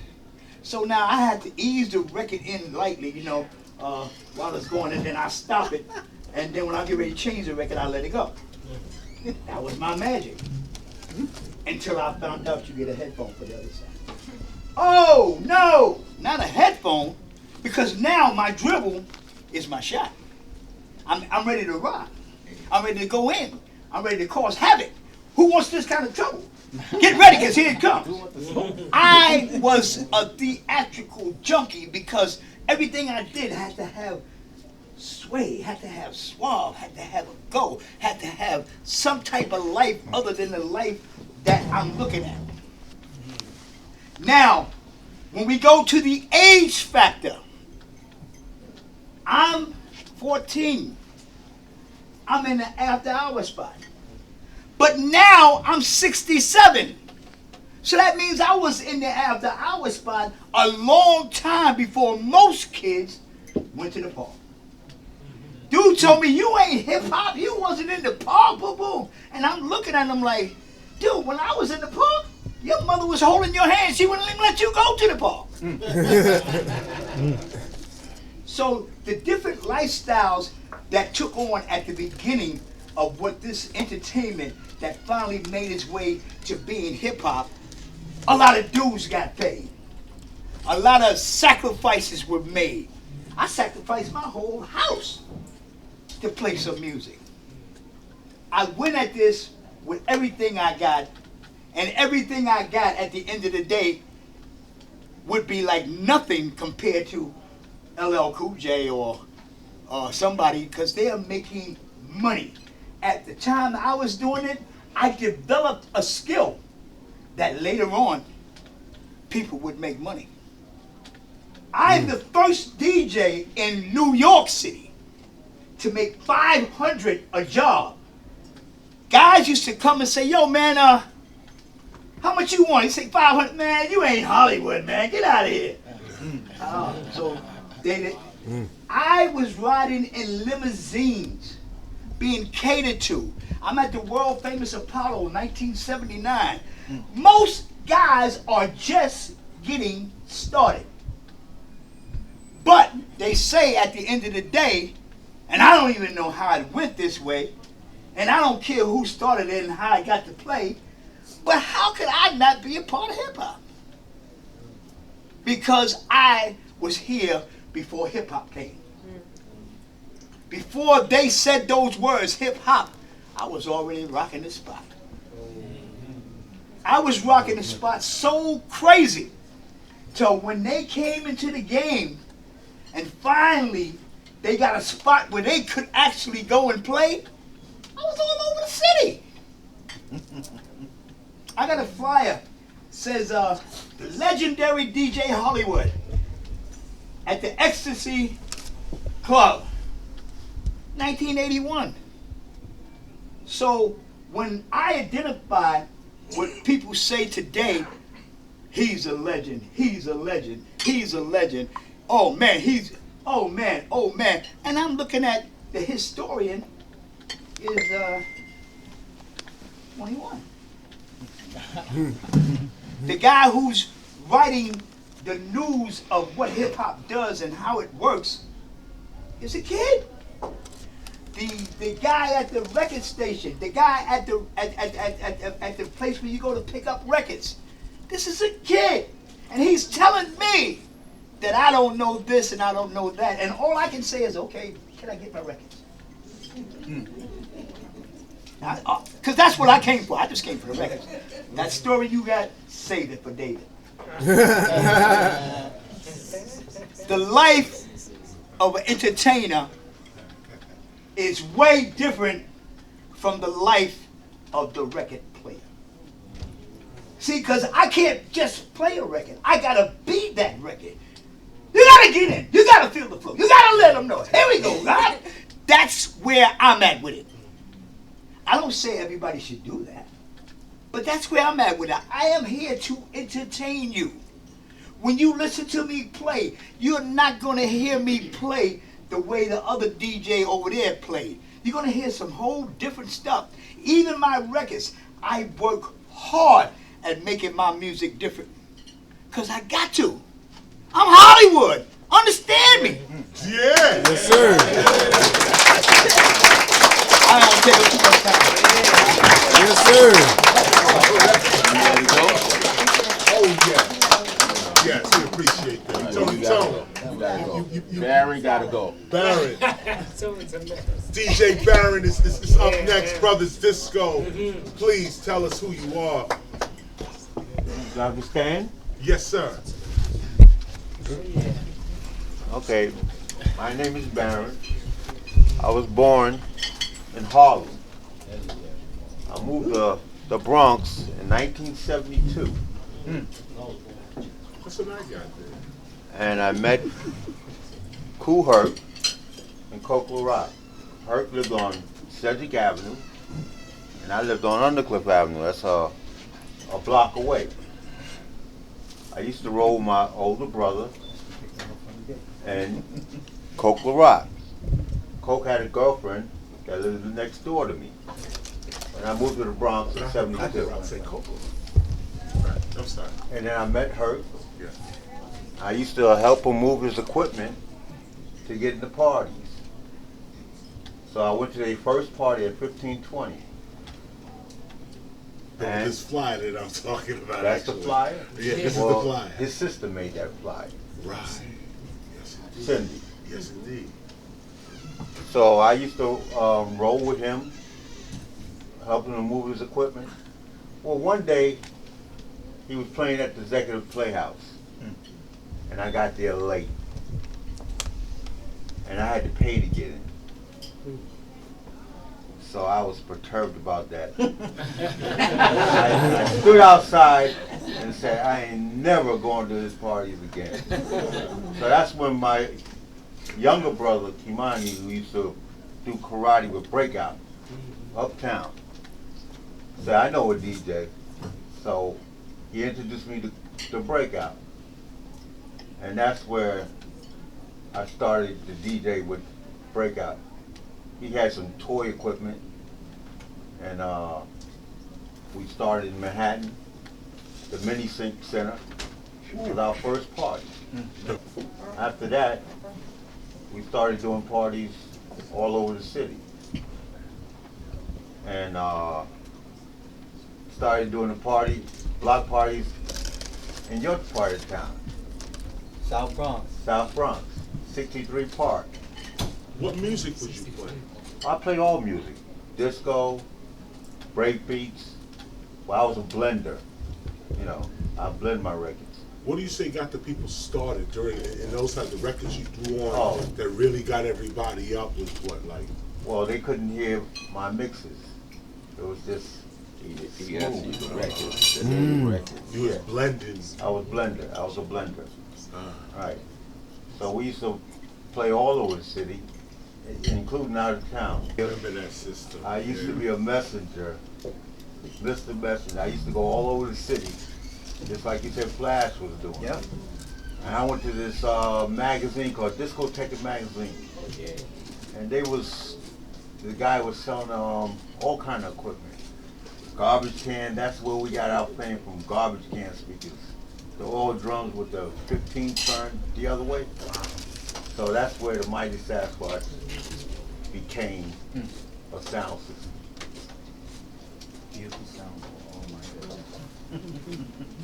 Thank you. Yes, sir. You gotta tell us something about Funky Four. You gotta tell us something about Funky Four, man. Okay, I'm not. Yeah, word. Give us a little something. So, we started out with one MC, which is KK Rockwell. You see the fly on there? Yeah. KK Rockwell, the voice of KK. And then came Keith, and then we got a girl. We had all tryouts. Had a girl named Shah Rock. Her fame was the Echo Chamber. Breakout's brother, Jazzy D. Yeah, Jazzy. The way the echo, you know, Shah Rock. Right. I don't know, it was a cassette, right? Yeah, but just like you cut a record, you had to know how to turn the knob to make that echo play. Bounce a certain way. Bounce. You had to almost even premeditate the words. Right. You kind of had to know. There was a whole skill to when that echo chamber came on. I'm Shah, rock. Jazzy D knew all of Shah Rock's rhymes, and he would be back in the back hitting the button. Yep. But the Kid Creole, solid gold, would have a doorknob or either a light switch that they would hook up, and he would have his behind his leg. As he was rhyming, he would do his own echo with the doorbell. Yeah. How is that possible? They would. You said a doorknob? What is it? Just like now, you would do a foot switch or something. Right. Okay. A professional foot switch. They would make this out of a doorbell or light switch. And they would. But when you say make this, see Like- now here, what do you mean make this? They would wire it up. They would take like a 1/4 inch, cut it off, and attach it to the doorbell on the See, switch. that to me that's invention. Yes. But I'm gonna leave that alone. Yes. That's hip hop. But we That's was hip-hop. kids. But look at the innovation. Yeah. You mean so the delay? So somebody like Kid Creole would have his delay like somehow. So he's walking with wires. Yeah, he got a wire to the echo machine and he hitting it while he on the While he on the microphone. mic, Yeah. he hitting the wire like. So you sitting there and you in awe because you see like, yo, This what is dude's he a doing? god. Yes. Straight up and down. Yes. And when he passed the mic, he Yeah. passed the button, the switch. He just Yeah, So be where's Melly the Mel. switch? Why we never see it? Where's this button at? It's It's like, in his head, but yeah. I will find a picture. And it's like turning I the light will. switch off and on. Yes. Right. Yes. I let these brothers go first, except for Theodore. But these two are older than me. They come before me, and I let them go first out of respect. When I heard about this cat, he was like, yo, this dude, he DJ, he got to stand on the milk crate. He's so small. So the first time I seen him with Mario, he was standing on the box. Disco King Mario. Yes. Wow. So I used to go play for Mario. Yes. God bless him. Yeah. Yes. I'm Tony Tone, known as Tony Crush. Peace, Tone.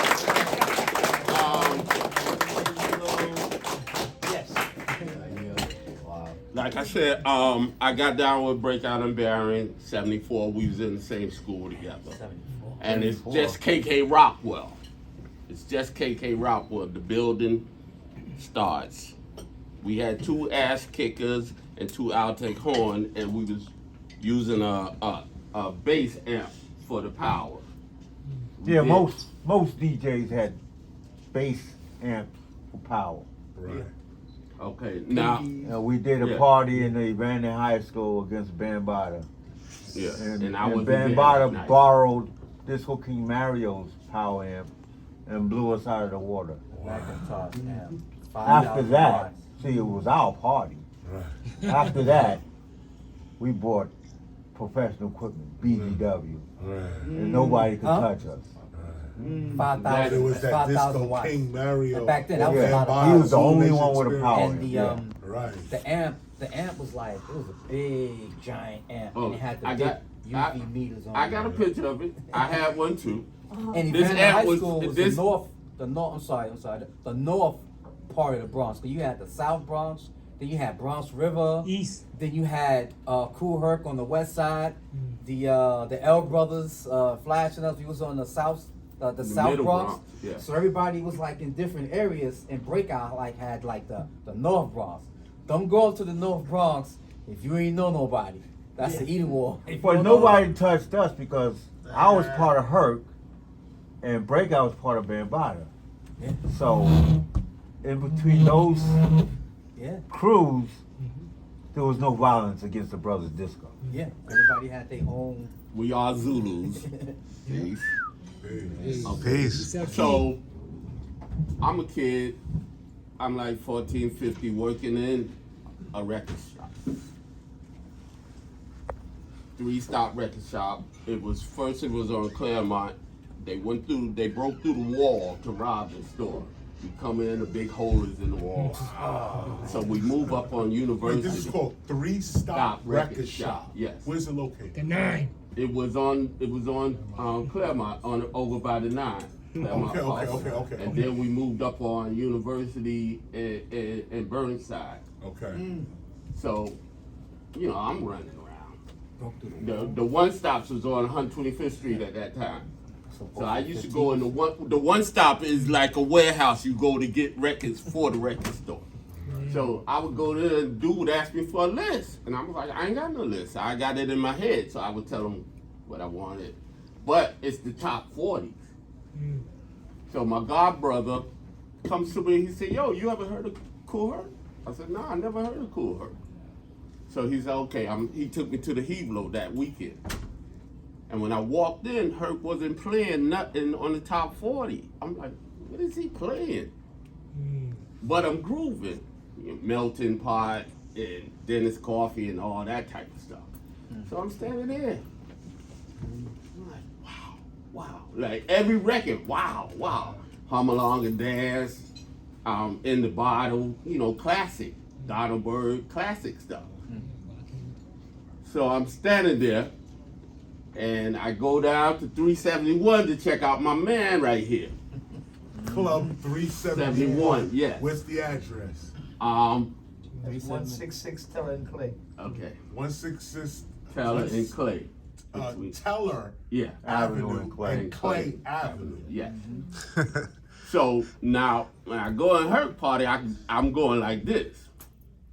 I go to Hollywood party, I gotta put on shoes, button up, and you know, and then we was wearing elevated shoes and all that. You know, Marshmallows. Yeah. No, you couldn't get in with marshmallow. It had to be hard bottom. So you know, I go in there, and I'm dressed up, and I'm feeling uncomfortable. You know, I'm a graphite, you know, some kind of no, the rips, none of that. You gotta have hard bottom on. So I'm standing there. I'm standing there, and, you know, I'm feeling the music, but I'm just standing there because I'm dressed up. I don't feel comfortable. So they let a dude get on, Grandmaster Flash, and he started doing his thing. So cats started breaking. My man stopped the music. And he gets on the mic and say, listen, we don't do that on the floor. BS in here. If you want to do that, go down to Cool Herc party.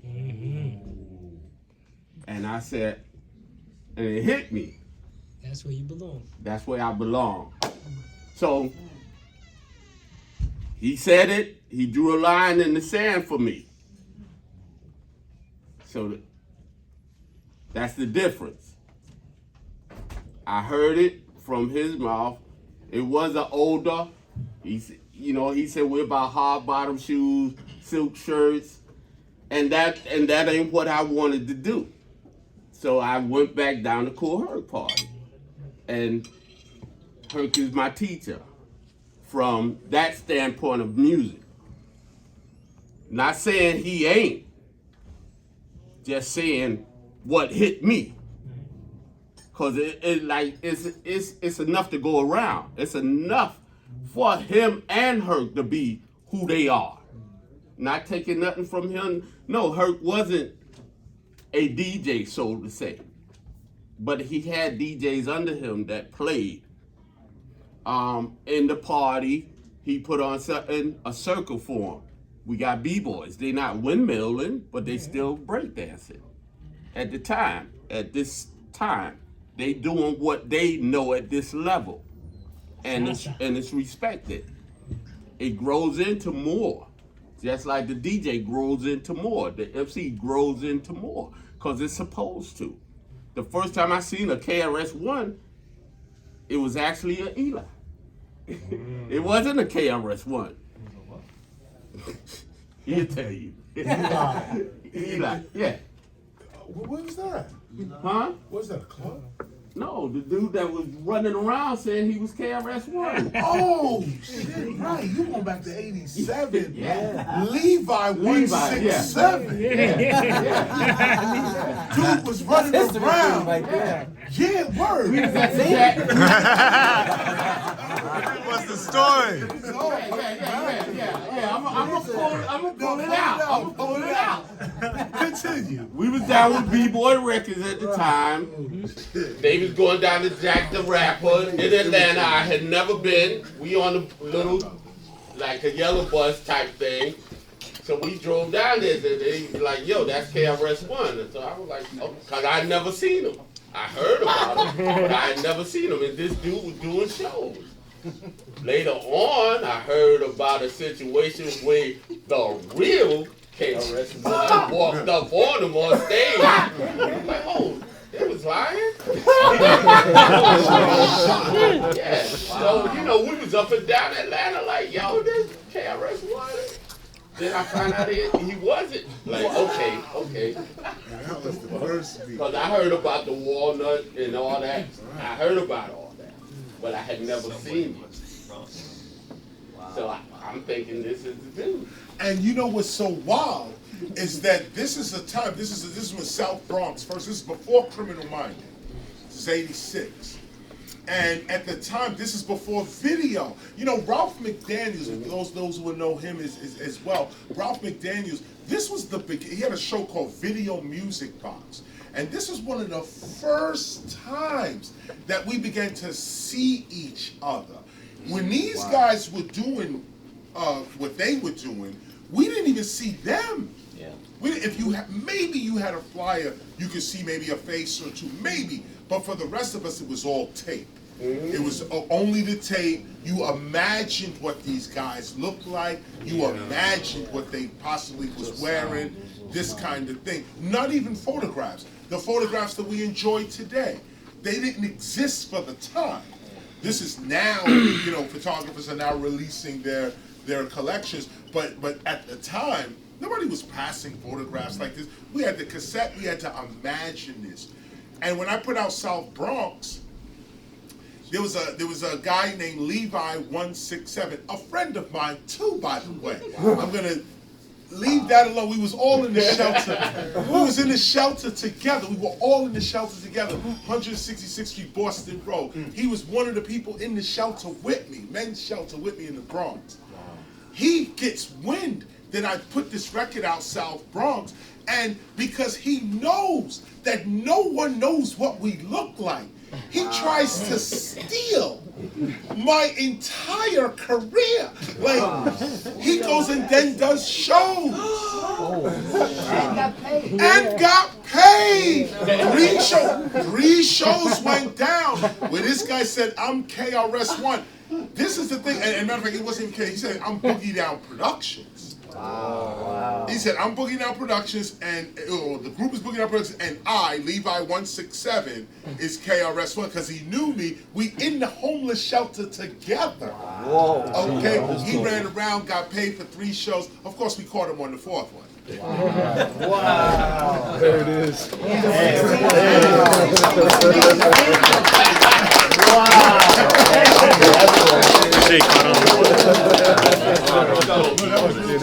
And obviously, Tone is saying this is how we met. Yeah.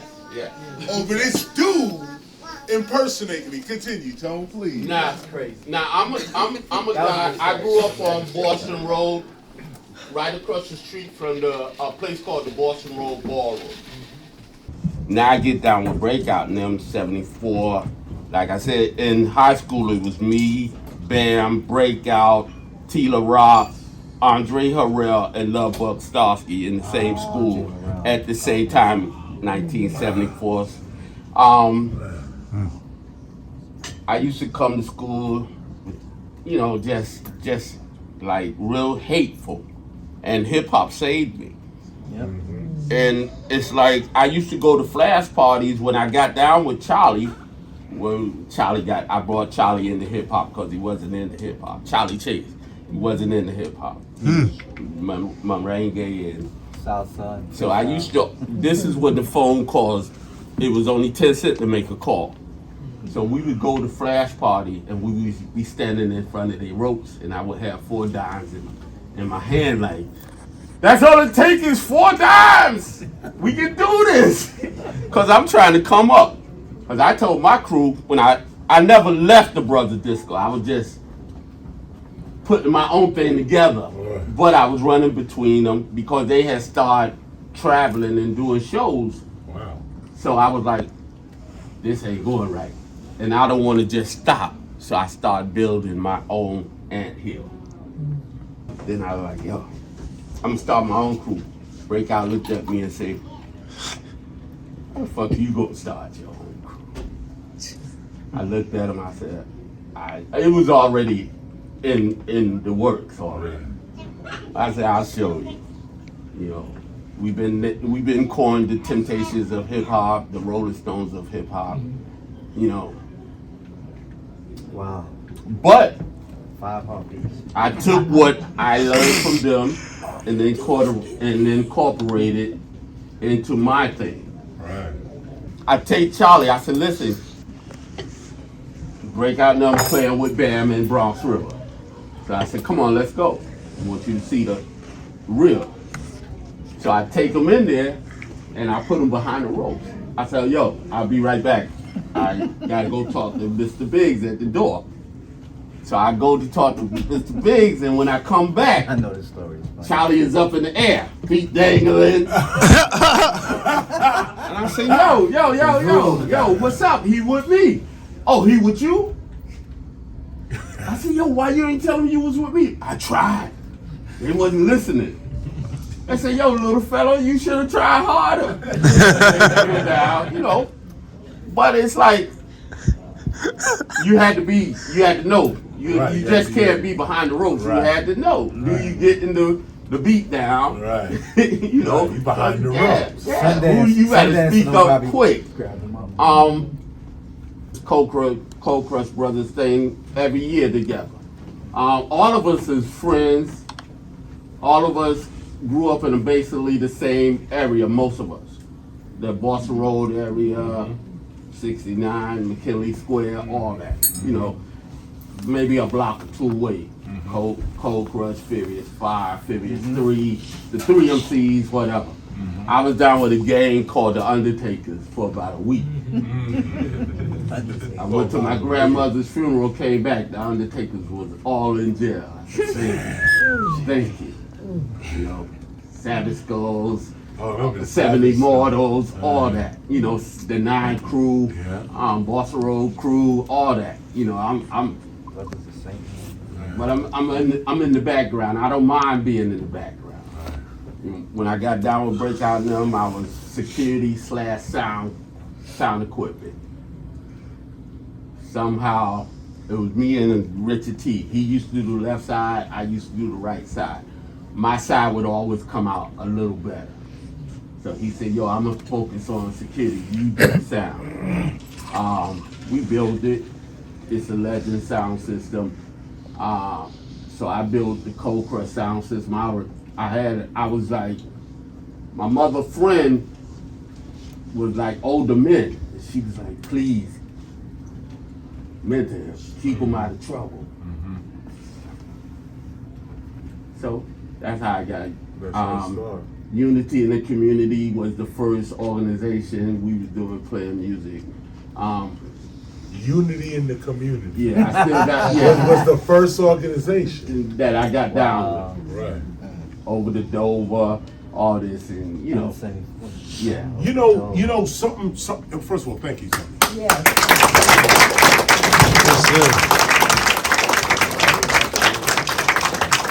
A wealth of information.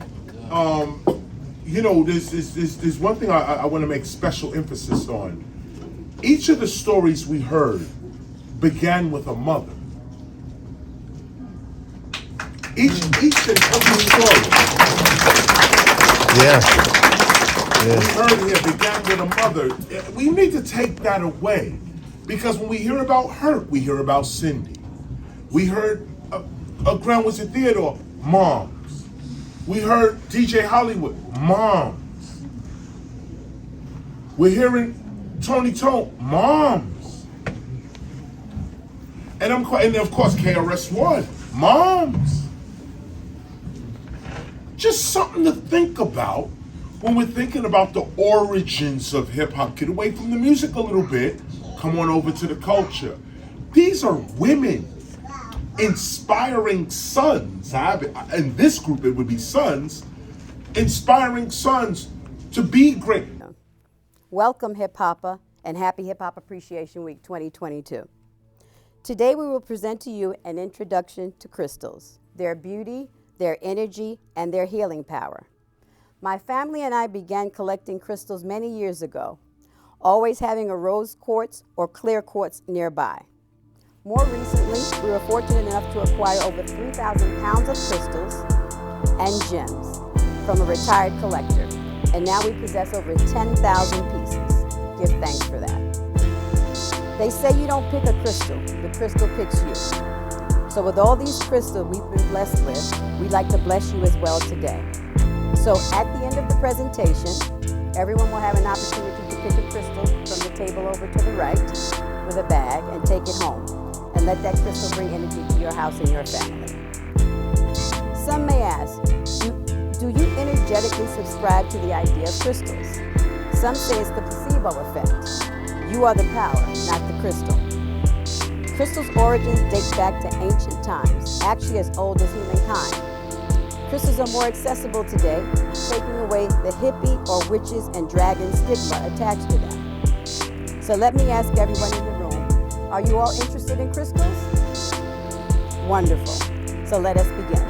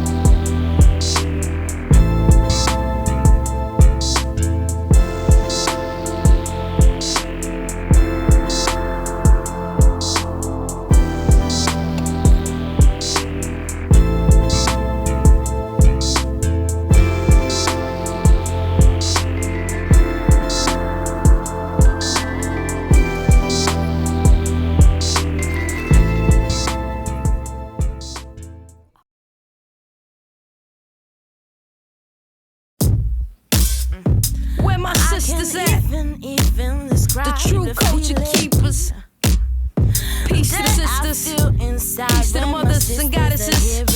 We are the sisters, yeah, the culture keepers. We are the sisters, yeah, the true believers. We are the sisters, yeah, the culture keepers.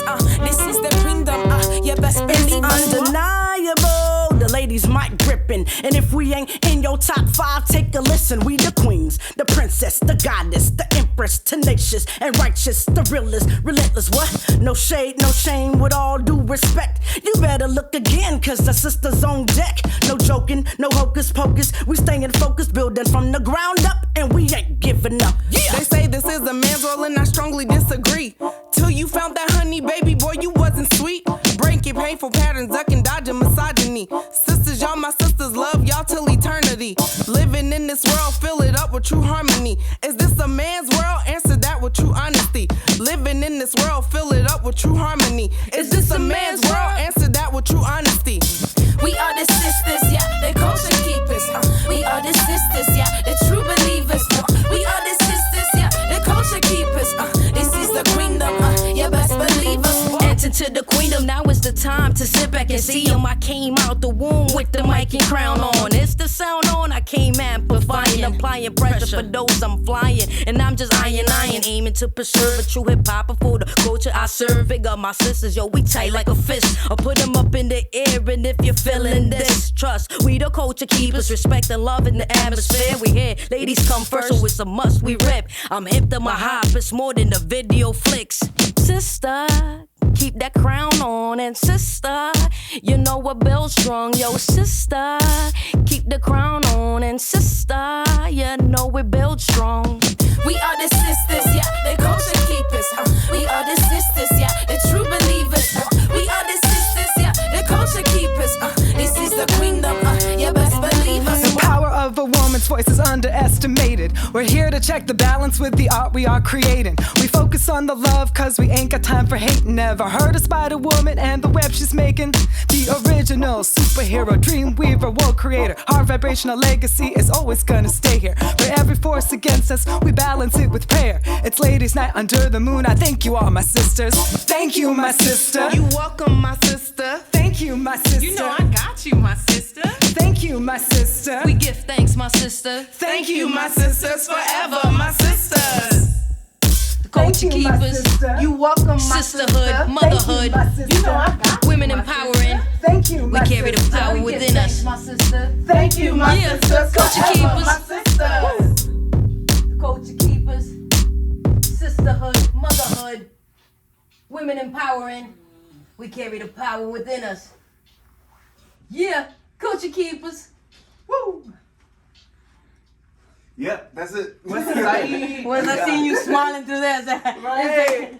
All right, so I don't want to, of course, props to, my brothers here. We, in fact, were rivals at one point. I don't know if you guys know that. Let's hear about it. Let's hear about it. And this is pre any other breakdance or B-boy crew. It was only 2 of us. Dynamic and Rocksteady that was there. Prior to any of the crews. And we were all-time rivals in the hood, doing our thing in the centers or whatever the case may be, until it was Lincoln Center as an organization. They had the foresight to see how much of a movement this was, and actually brought it to the large stage in Lincoln Center out of doors, that legendary battle. True. Well, I want to say that there were many crews out, even before us. Like you had the Zulu Kings. There was actually a crew called the B-Boys that would go to like Kirk's jams. And the Twins, formerly known as the N-word Twins. I refuse to say the word, right? Even though it's interesting, in Spanish we're like, oye, negrita, we use it as a term of endearment, But I'm not going to try to justify that anyway. So there's a bunch of crews that existed, like, TBB, the Bronx Boys, Star Child Rock, a long, long list. The Crazy Commandos, and then eventually Jimmy D and Jimmy Lee, who were originally members of the Bronx Boys, started Rocksteady Crew, along with JoJo. That's how Rocksteady started in the Bronx. And then there were so many, like the Floor Masters and the Incredible Breakers. Exactly. You know, the Furious Rockers from Brooklyn, like Scrambling Feet. You know, there was endless Hot Feet Rockers. You know, which was kind of like a brother crew to Rocksteady with Flex. You know, Buck Ford's brother. So I think you know, and I'm not saying that to take anything away from what Spider said. If I'm not mistaken, I think what he means is like at one point we were the two top crews. We meant like who are known in the forefront, representing B-boy in that sense. I mean, there were a ton of crews where I was from as well, originally in Queens. But I'm talking about who brought it to the masses as far as like introducing B-boy to the rest of the world, not just as an underground art form. Right. Well, we did. New York City Breakers did it as well. Yeah, they came after Dynamic and Rocksteady. Yeah, they came after, but in terms of spreading it globally, they were definitely, and Furious Rockers, because we went on tour with Furious Rockers. Well, what year is about? We talk. So my first trip out of this country was to Montreal in 1982, and Grand Mixer DXT, who used to be called Grand Mixer DST, took me and a few others, you know, some of the Infinity Rappers, Electric Fish, another popper, Booski, to Montreal in '82. So that was the first time I left the country, you know. But we were doing tri-state stuff already, you know, like before I was in Rocksteady, Mr. Wiggles and I had a crew called the Electric Company. The Electric Company Dancers. It had nothing to do with the Electric Company, the TV show, right? We just liked the name, so we ran with it, right? So in fact, Dynamic did a show with us in Bonds International Casino, which was one of the hottest clubs in New York when we were the Electric Company. We did a show, right? We did a show together. What year? And 82. No, that was 82, bro. That was I think that was 82. Because then we became part of Rocksteady that same year. So you weren't in the battle in Lincoln Center. I was You not. weren't part of Rocksteady. No, I wasn't yet. No. So we had the Electric Company, Wiggles and I, which Flip Rock and Little Lab, they were down with the Electric Company before New York City Records. Wow, you know that. Right. Facts. I can speak about Dynamic Breakers if you guys want to hear that. Let me just give a little bit of history of how we got up to Dynamic Breakers. Prior to Dynamic Breakers, which is a direct derivative of Dynamic Rockers, first, we were Dynamic Rockers, and we were part of a lot of firsts when it came to hip-hop and bringing b-boying to the masses. Once again, the most legendary, most anticipated battle in Lincoln Center, out of doors, was us and Rocksteady. And just get that right. It was 1982. Dynamic Rockers. Dynamic Rockers. As Dynamic Rockers, yes. Versus Rocksteady, 1982. 1982. Lincoln Center, out of door. Come on. Correct. That was So official. Lincoln Center, big shout out to Lincoln Center, because again, they had the vision and the foresight and just the knowledge to say, you know what, we need to put this on a huge platform such as Lincoln Center, out of doors. So when they did that, breaking just got like a rebirth when it came to, again, going out there and touching a lot of different people and spreading the good word. Well, Spider, remind them what we did with I'm sorry, my bad, brain freeze. We're gonna get to that.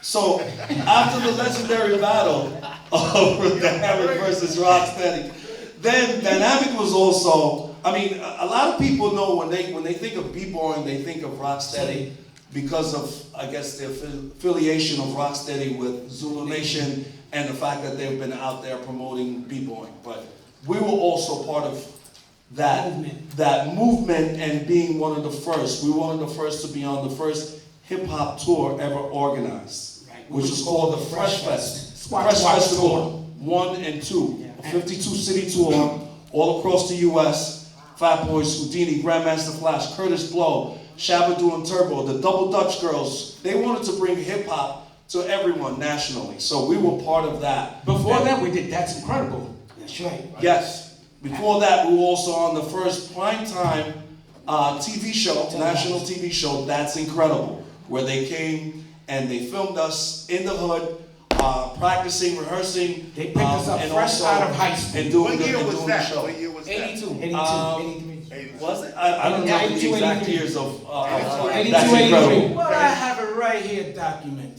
Oh, It was like 82, 83. Right. So, you know, yeah, I mean, we can speak a lot too about who we performed with and when also. We went on tour, if I could tell you, overseas plenty of times. We have credits also in Grandmaster Flash. He called us the brainchild of breakdancing at that time, which was with Sugar Hill Records. Grandmaster Juice, if you guys remember, he called us a world-class breakdance crew. We performed did many shows with Shaka Khan, Penny Marshalls, with, Girl from Laverne and Shirley's, for all you older ones that remember that show. It was official. Penny Marshall was a friend of ours. Oh, yeah. Penny her basketball collection she had in the house in California. We did a great show with her. We really. Penny Marshall was hip hop from day one. Yes. You know what?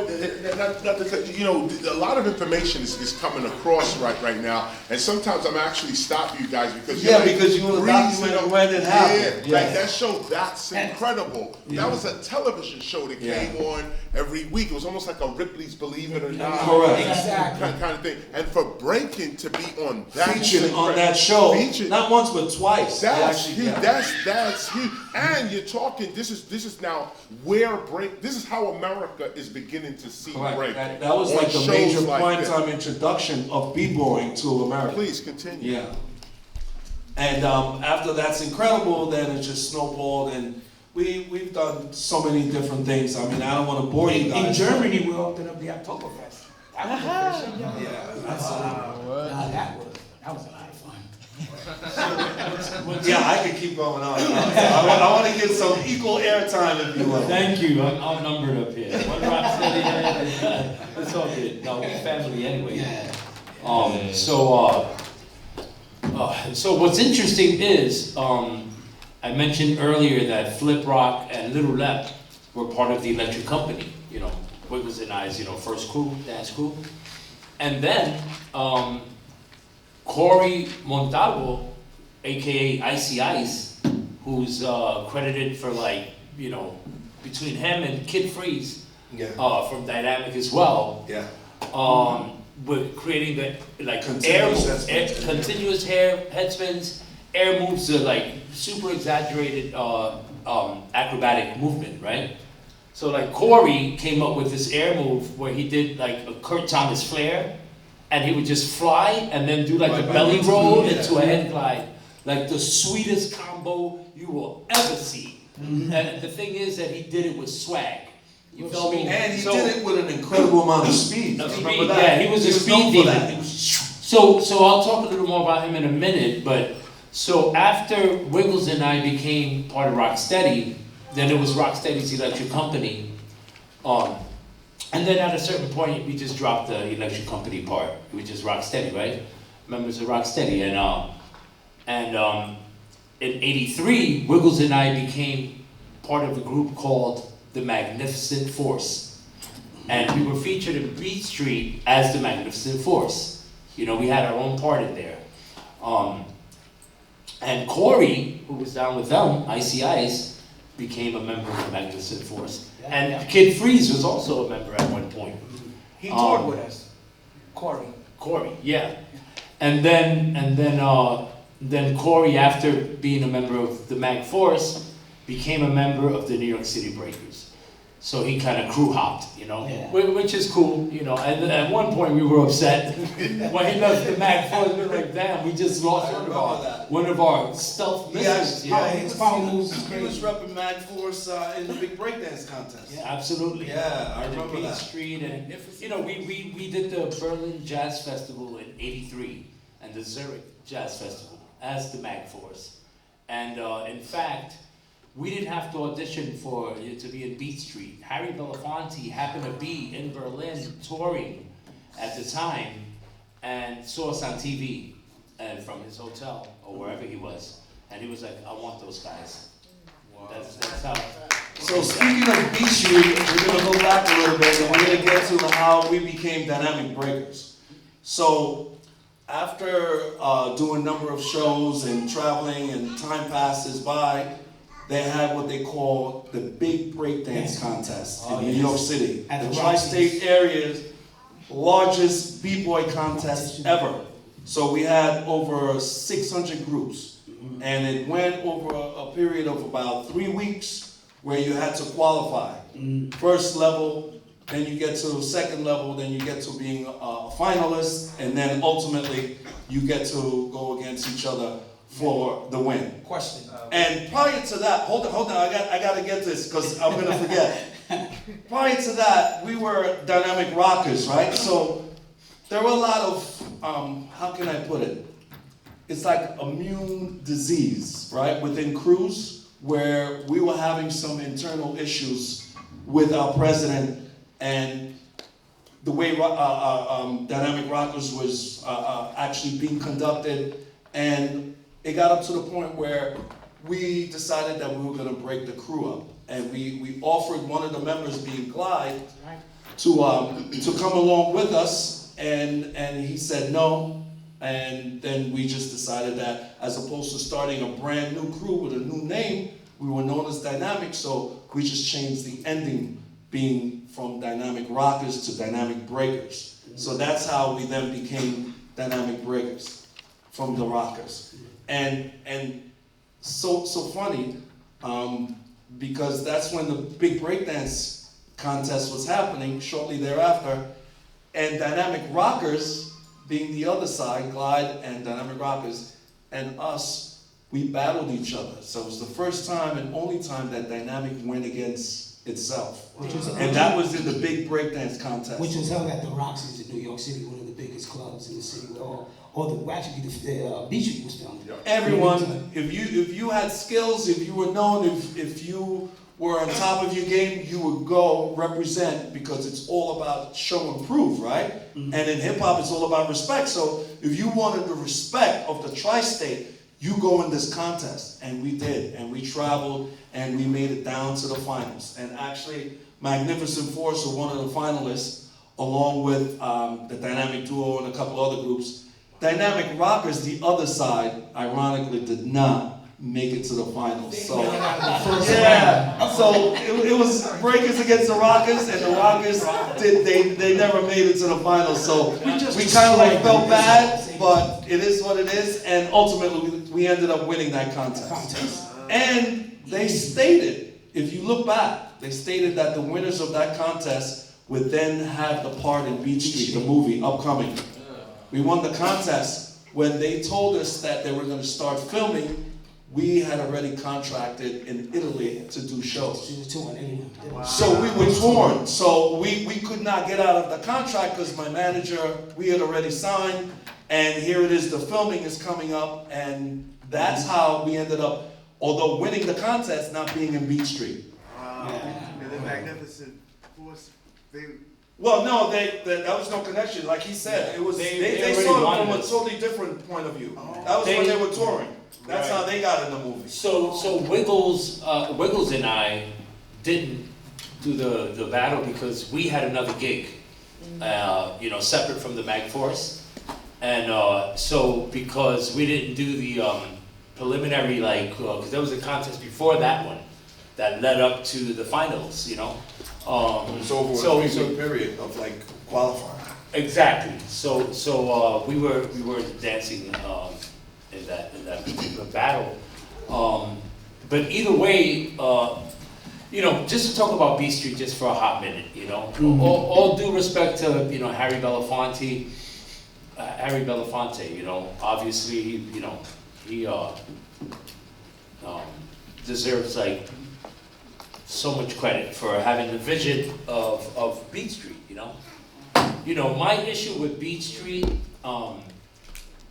I don't completely hate the movie. I used to, right? And after so many years, I was like, you know what, man? We gave it a shot, right? So the fact that there were no real graph writers, it was all union artists and bro, the urban stylized letters sucked. No down, You no feel wow. me? Yeah.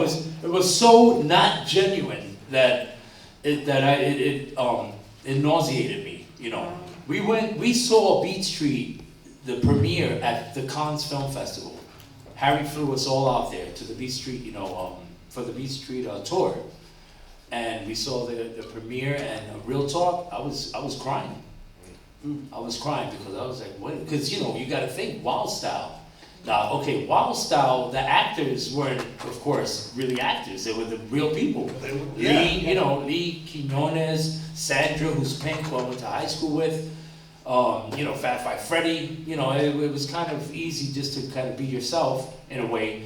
So I think they could have had more like acting courses before they actually went into production filming. But nevertheless, I don't want to sit up here and bitch about everything, right? But Wild Style is so raw and real that when I saw Beat Street, I was like, what in the blood?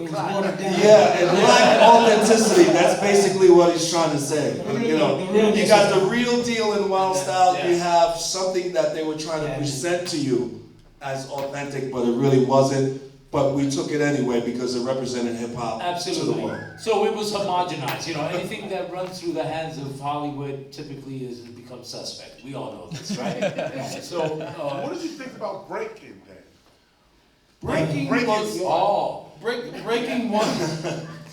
Okay, I just want to say this. I know you touched earlier but respect on to style, by the way. on style, and bringing the vibrancy to hip hop and all that. You saw the baggy pants that they wore in breaking and the cut up t-shirts. That's West Coast. Okay. Vibe, No, it was a dynamic vibe first. We actually appeared on That's Incredible. If you look back on the first show, wearing cut-up T-shirts. When we went to the second filming where they had us go to California and actually dance in the studio, we also represented with the baggy pants and the cut-up T-shirts. So when breaking came out years later, if you look at the history, breaking was long after That's Incredible, even the second shooting. Wow. So they took the style from us. Let it be known.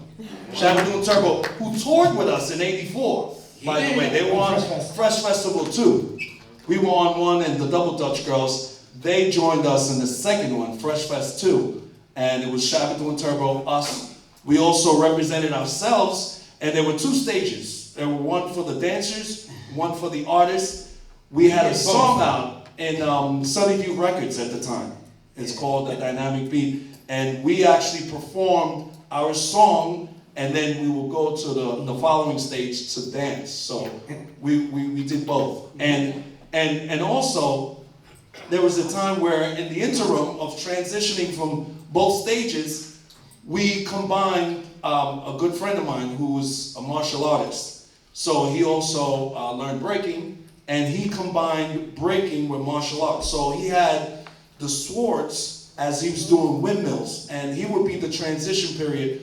Once we were done here, going to the second stage, he was already there doing his thing. So Dynamic infused a lot of different things into b-boying or into hip-hop. Look it up. We have a nice rap song out there. Who It's called Dynamic, the Dynamic Beat. Yes. Yes. Cosmo from Wiki. Jam on something to that. Nucleus. He was the one that produced Nucleus. From Nucleus. I just want to piggyback real quickly about the whole baggy dressing and what have you, what you saw in breaking, and then I want to answer your question too. Sure. So there was a sister culture to hip hop, or brother culture. There was a few of them. One of them was called Huevo, right? Oh yeah. Dale Huevo, right? That came from a lot of that. That came from lofting, right? Freestyle lofting, a place called the Loft. Mancuso, I think, was the DJ. I was like furniture in there. And so the way they used to dress, they dressed like Huevo dancers. Because words. Right, because they did Huevo dances. We had that background as well. So we appreciated a lot of different styles, and the Huevo style with the baggy pants was one of them that we appreciated. We also appreciated the punk rock village style back in 8th Street. Back in the day, we used to infuse that into b-boy. So Dynamic was very, I want to say, innovative when it came to style. Instead of sticking with just the doctor suits with the letters on the side, we went a totally different direction by infusing other styles into b-boying or into our breaking. So that's where the Webo pants came in, and the studded shirts from the village, and the hats, and things like that. Where b-boys traditionally would not be b-boying in moccasins. We had moccasins on. If you look in the That's Incredible days, we had moccasins with the Webo pants, the baggy pants, and the cut-up shirts. You wouldn't typically be b-boying like that. So that was our way of being innovative. And we clubbing, oh my Lord, did we break dance in every club you could think of. And we got in there free 99 on top of that. Because they just knew us. They was the Dynamics and out. On stage, breakdancing, circles, woo, every circle you could think of, I broke dance. I was not getting beat, I tell you that. Fun, popping shit. It was 10 years ago when I was debating with them. Show me a 50-plus-year-old rock dancer, and boy, I hit them real hard. So if you go to YouTube and you punch in rock dance history, the untold story of Up Rockin', it's all there. And they clarified a bunch of stuff because Brooklyn heads were saying, and by the way, I love Brooklyn. I'm from Harlem, you feel me? So I'm in the middle. And I get the borough pride thing, but I got respect for all the boroughs, right? But I was able to prove that Rubber Band was not from Brooklyn because they kept trying to claim them. And they kept trying to claim this particular movement in rock dancing, which is called the jerk. The jerk. If you're rock dancing, that's one of the first moves I learned was the jerk. That's the jerk right there. Right? You have to be able to do that. Brooklyn was trying to claim the jerk, and in fact, who created the jerk was Rubber Band and his partner Shorty from the Bronx.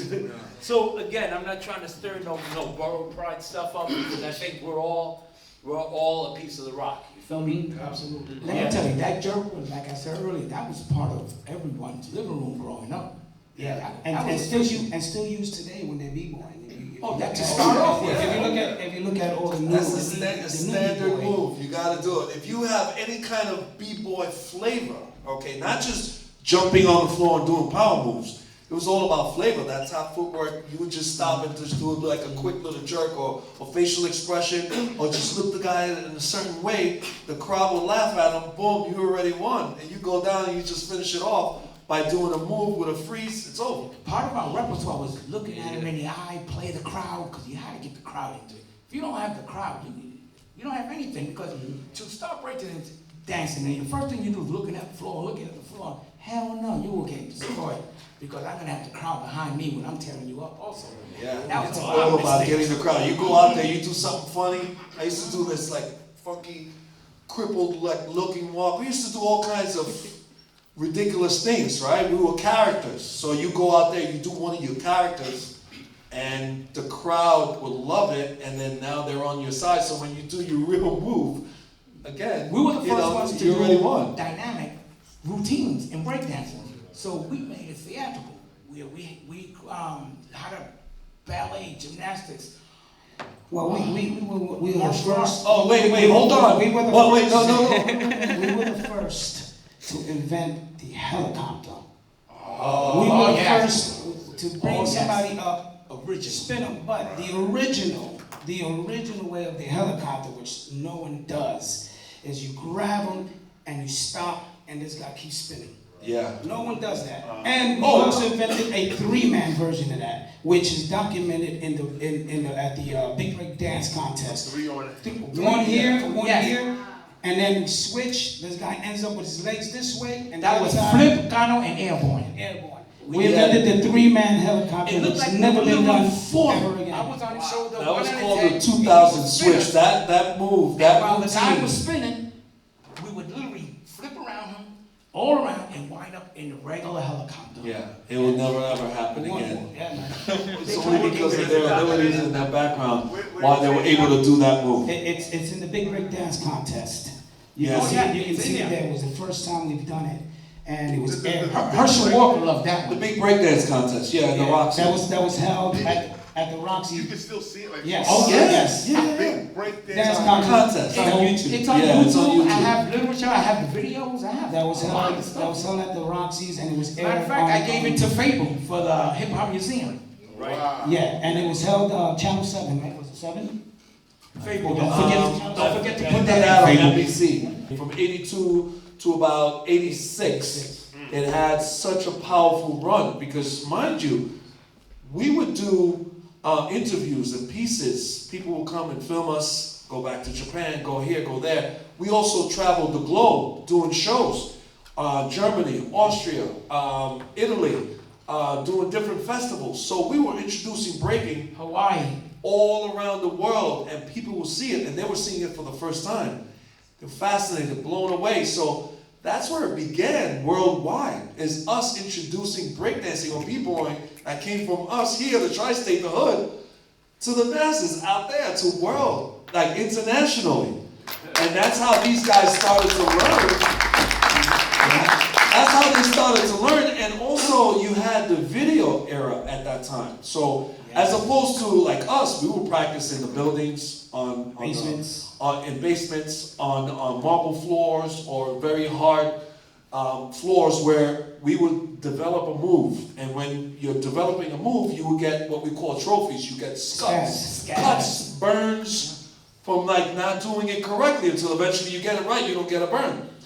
They had the video era. So now all you gotta do is fast forward, pause, okay, slow mo, and they're able to see how you do the move, where we had to develop it from scratch. So that's why breakdancing to the world, they were able to advance so much faster. Because we had already done the groundwork. Brainchilds of breakdancing. How did you watch your playback? How did you document everything you guys are doing to watch? Each other. Yeah, exactly. Oh, I would see, we would rehearse daily. So I would see him doing a move, and I'll say, okay, wait, no, stop, try it this way, try that way. That's how we develop moves. We would give each other ideas of what to do. And we practiced every day after school. Wow. But why you? What would make a 14-year-old, a 13-year-old act like this? All 13-year-olds, 14-year-olds, this is New York, okay? You got, first of all, y'all in Queens, okay? Yeah. Jamaica, So Queens. Jamaica, Queens. Yeah, so yeah. everybody not breaking, everybody's No. not rapping, everybody No. ain't a DJ. Right. Why you? Why are you guys doing this? What is is your mother pushing you? No. Is the cop on your back? What's making you do this? It was the love of the game. It was the bug. I got the bug, the music, the feeling, the For me, it was the the karate. pride of it all. Just going out there and doing the thing and rocking a move. I remember I was studying Arnis, the Filipino martial art of stick fighting. That's right. And I was in the karate school, and they had a contest in a breakdance, not a breakdance, but a dance contest at the karate school. And they brought in other people. And I remember winning that contest, and I had the trophy for many years until it just disintegrated. But that was when I first got my name, quote unquote, Spider. Yeah, from that day. Because I would incorporate like a little bit of the martial arts, and then I did this kick in the air, and then I landed, and then I started crawling around. And next thing you know, next day I go to school, everybody knew about it. And then I was introduced to be a part of Nice and Nasty, the crew at the time. I helped spread that name around. For me, So that's how I started. For me, my parents, my mom is a dancer, and my father's a musician. So it was always in me, to become a dancer or a break dancer or a Your musician. mom is a dancer. And my father is a musician. Wow. So for me, it was always embedded in me, watching my mom dance and sing. My mom sings as well. Wow. And watching them made me become a breakdancer.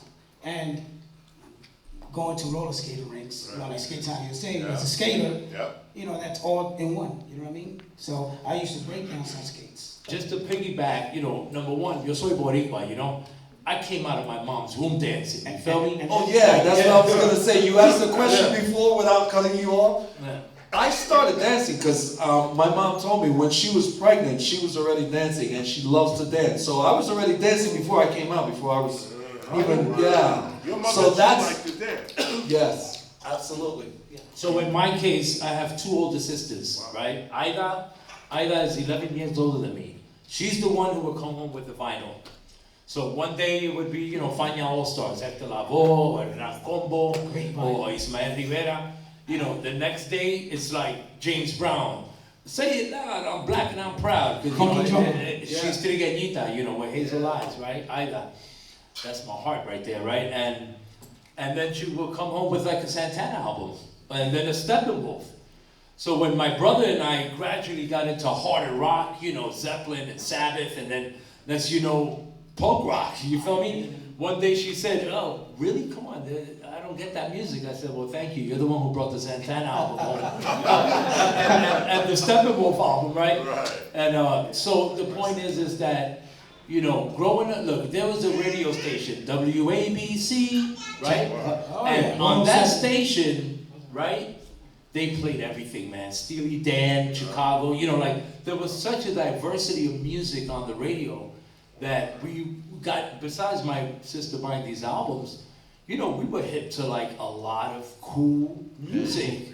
She was black as the night, Louis was whiter than white. That song, Stories, danger, danger when you taste pressure. Let me tell you, it's songs like that transport me right back to like 1975 in Spanish Harlem and how vibrant it was.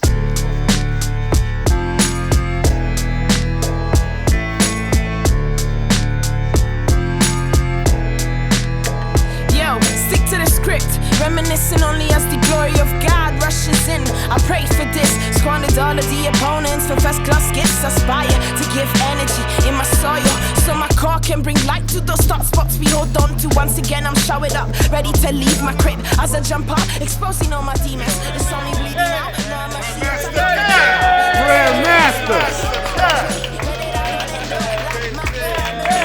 Peace, sir. you can feel me. Tell me, baby, what's it gonna be? I stick to my own script, copyright. Hip hop was the word didn't even come out yet. But what went on in this room? Some higher intelligence knew what was going on when it was going on in here. We didn't know. Conscious mind didn't know.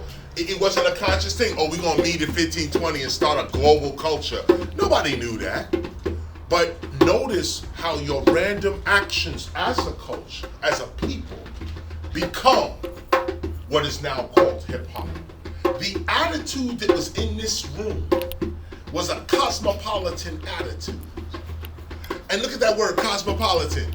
The attitude was, imagine Kaz, look at Kaz over here, okay? Now imagine him a teenager, okay? And who he is as a person. Okay, who he is as a person. Get this, before the music, before the graph writing, before the b-boy. Who he is as a person. The whole globe would respect and say, this is who I want to be as a person. Before we get to the music, the hip-hop character is a cosmopolitan character. The world agrees with how we are. The world agrees with our view of the world, how we look. This is the shocking part to being here 1520, that an attitude, a behavior, a character that was performed in here. And look how small this place is. Look how small this place is. Okay? This place is grand, and Kool Herc is playing Apache and James Brown, and so we all in here jamming and getting down. But it's not so much about the music, because look how big the place is. It's an attitude in this room that's about to change the entire world. Let's give it up for Grandmaster Kaz.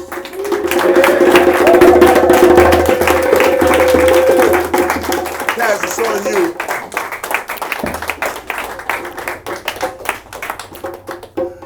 Hold on, I'm tweeting. I'm kidding. I was gonna tell you to stop it, then you did. Peace. Y'all already know me. I rip mics and leave them torn. My shit is XXX, most is soft porn. bullshit they spitting ain't nothing but corn. And I know I'm like their parents here before they was born. Jose Feliciano, cause see I flow. I keep a grip like the Kung Fu G.I. Joe. You need hip hop facts? Ask me, I know. But it's gonna cost you to be up in my BI, yo. 1520 Sedgwick Avenue, we recognize as the birthplace of hip hop because this is the place where all hip hop got its inspiration from. I lived in walking distance to 1520 Sedgwick Avenue back on August 11, 1973, when that first monumental party took place. And like Chris said, did we know we were creating a culture that would encompass the globe? No. Did we know that we were doing something that would educate, financially compensate, and culturally motivate our people? No.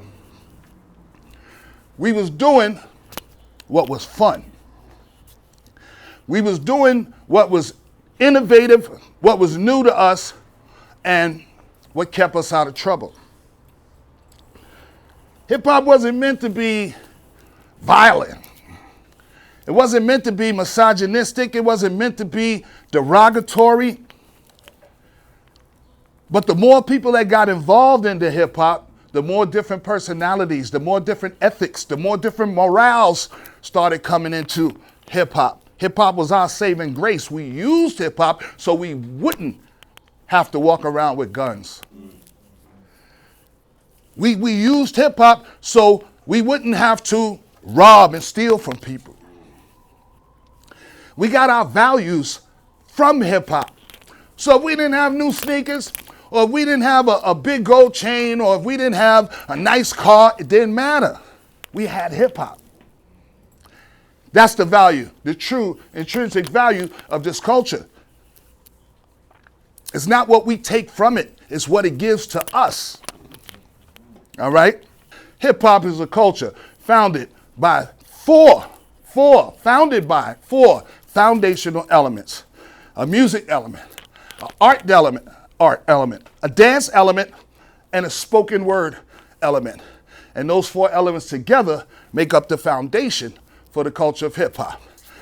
Music culture is the DJ. DJ provided the soundtrack for hip hop. The music that we would eventually come to know and love as hip hop music. And he also provided the environment that hip hop grew in. All right? Because in order for us to get our hip hop back in the day, we physically had to be there. We couldn't upload hip hop. We couldn't download hip hop. We couldn't stream hip hop. We couldn't even burn hip hop to a CD. You had to physically be there. All right? Secondly, the DJ changed the way we play and listen to recorded music. Not just the DJ, the hip hop DJ. The person responsible for turning a turntable into an instrument. Facts. Okay, quote. We credit Kool Herc as the father of hip hop. There's monuments to this man because of our belief and our feeling and our inspiration and his influence on us. Now you take the trinity of hip hop DJs, which is considered to be Kool Herc, Afrika Bambaataa, and Grandmaster Flash. Those were the three giants of early hip hop DJs. Nobody was bigger, all right? Nobody was more important. Nobody had more status. Everybody was trying to be those guys. Two of them was trying to be Kool Herc, okay? And then all of us was trying to be Kool Herc. And not for his DJ acumen so much, because Clark Kent, if you're familiar with the Herculoids, the entire crew, Clark Kent was the main DJ for the Herculoids. And Herc would get on at some point during the party. He was more of the promoter than the actual DJ. But had he not promoted the party, had he not had that massive sound system in there, had he not recruited Coke LaRock, Clark Kent, Timmy Tim, and then all the other elements that made the Herculoids what they are, they would not have been the influence and the force that they turned out to be. And that is why 1520 Sedgwick Avenue and that date is so important to us in hip hop. All right? And there's nobody who can doubt what I'm telling you. Now, was this the only place hip hop was going on? Not at all. This is the West Bronx. And we talked about this a minute ago, how the biggest anthem celebrating our borough and the birthplace of hip hop is called the South Bronx. Okay, by, of course, KRS-One. Clap it up, clap it up, clap it up.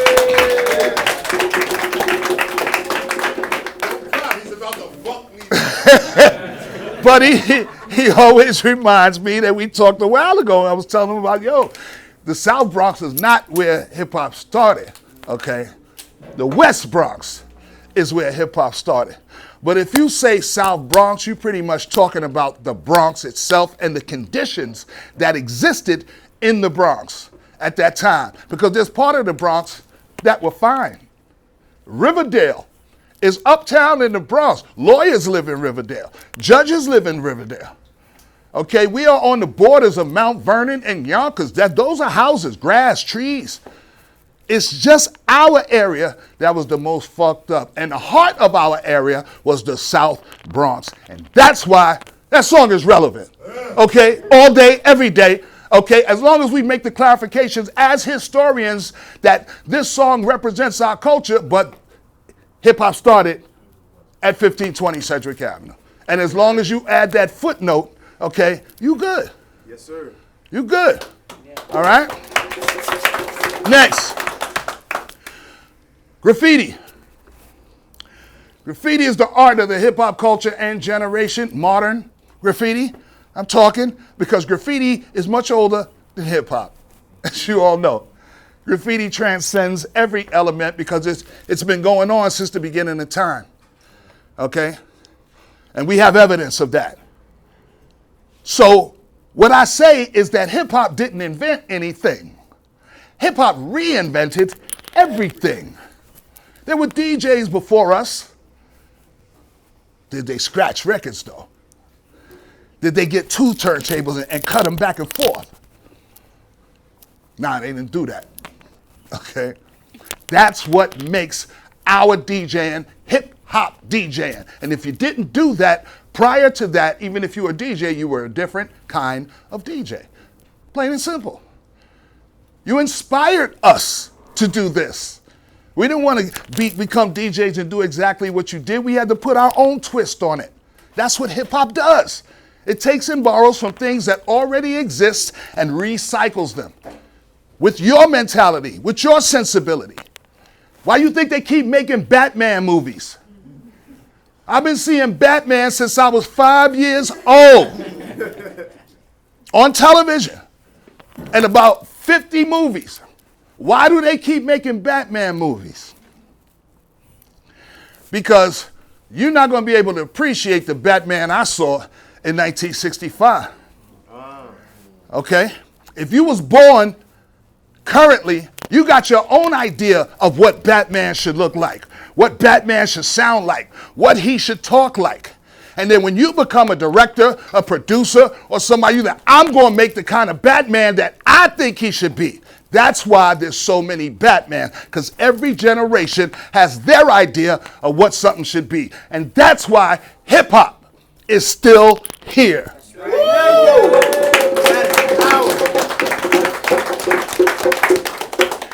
All you can do is add the history to it.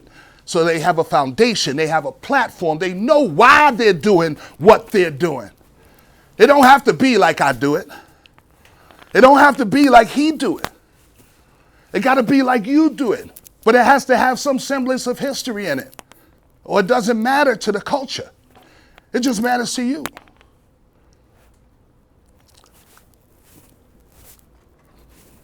The MC, the master of the motherfucker ceremony. Yes, sir. Okay? The mic controller. The EMCEE. That's hip hop. Okay? First MCs were DJs. just talking over their music. DJ Hollywood, Eddie Chiba, Grandmaster Flowers, Pete DJ Jones, all of those older DJs that were around when we were shorties, and we was like, wow, that's cool. I would want to do that. And that's where we got it from, okay? But the microphone was just used to make announcements. We in the party right now. We in 1520 right now, all right? We rocking out. Hey, Herc is banging. We partying, we doing our thing. And then all of a sudden you hear the mic come on, you be like, 1, 2, 1, 2.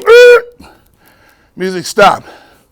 Simone, if you're in the house, please go to the door. Your father's here.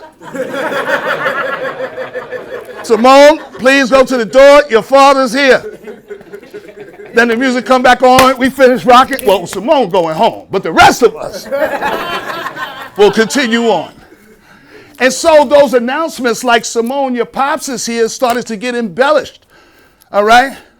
Simone, if you in here, don't go nowhere. Your pops is here. Everybody start laughing. A little later on, it gets embellished a little more. It gets embellished a little more. Now it's not just one line, it's 2 lines. And now it's not 2 lines, it's 4 lines.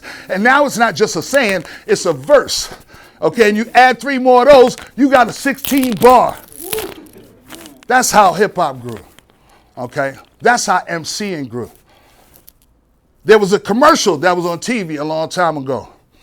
It was a Great Bear commercial. And Great Bear's like an auto shop. They fix mufflers and tires and shit like that. And they had a commercial that came on TV. And a guy was like rapping along while the commercial was playing. And it goes like this.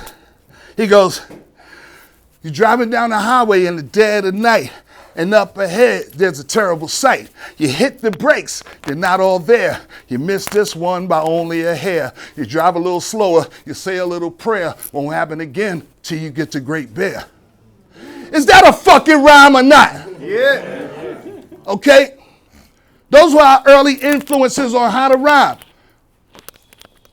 Nobody says that. Nobody says that. But listen to the early rhymes and raps that you hear in hip hop. They follow the same cadence. They follow the same pattern. Okay? And then we started to get a little melodic with it. So we started using commercials and cartoon and comedy shows, theme songs, and incorporating those. And then as we grew from 1 MC to 2 MCs to 3 MCs and became groups, we did these melodies together. They became what we call routines, all right? So we weren't singers. The only MCs that came out of our generation that were actually singers was the Force MCs, who later became the Force MDs and found their true calling as singers, because they couldn't fuck with us rapping. But the point is, the culture grows leaps and bounds. Everybody takes a chance and says, you know what, I'm going to do it this way. That shit is dope. But if I do that, I'm going to beat him. I'm going to sound like him. So I'm going to do it this way. That's how the culture grows. That's how the art form grows. And I'm going to tell you something else. This is like a secret a lot of people don't talk about. A lot of people, when they try to rap, they are trying to rap exactly like someone. Speak the truth. The majority of people that rap either started out or right now are trying to sound like someone else. The reason they sound good is because they're not someone else.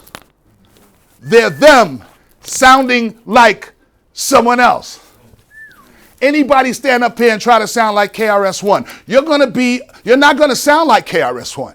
You're going to be an offshoot. You're going to be another version. You're going to be something, but guess what? That might be enough for you. A lot of times you're listening to KRS-One when you're listening to other people. A lot of these people out here you listening to me every time you listen to them. And you don't even realize it. They don't even realize it. That is the power of this culture. That is the power of the spoken word. How you can make somebody come out of themselves and want to be you. Yes, sir. Words is powerful. You can make somebody's day or break somebody's day just by what you say to them and how you say it to them. Okay? MC. The theme of Hip Hop Appreciation Week this year is breaking. So I say breaking for last. Because out of all the elements involved in the culture of hip hop, which one do you think is the most difficult to master? Yeah. Yes, sir. Breaking. It's the most physical. Okay? You need skill to do other things, but to master breaking, you need a whole lot more than just skill. Okay? First of all, you have to have the spirit in you to dance. Just to dance. A lot of the windmills and the power moves and all that, those are moves. Can you just dance when the beat just come on? Do you just move? I mean, you know what I mean? Do you just lose it and just dance? That's what breaking is really about. Okay, it's that self-expression that, okay, I don't rap. That's not the way I express myself best. I don't DJ. I don't express myself. I love DJs. But that's not my choice of self-expression. Graph is the bomb, but I can't write for shit. I would love to, but that's not my self-expression. If breaking is, then breaking is. And I'm gonna tell you, out of all the elements that are still around, breaking is the one that you are lucky is still around.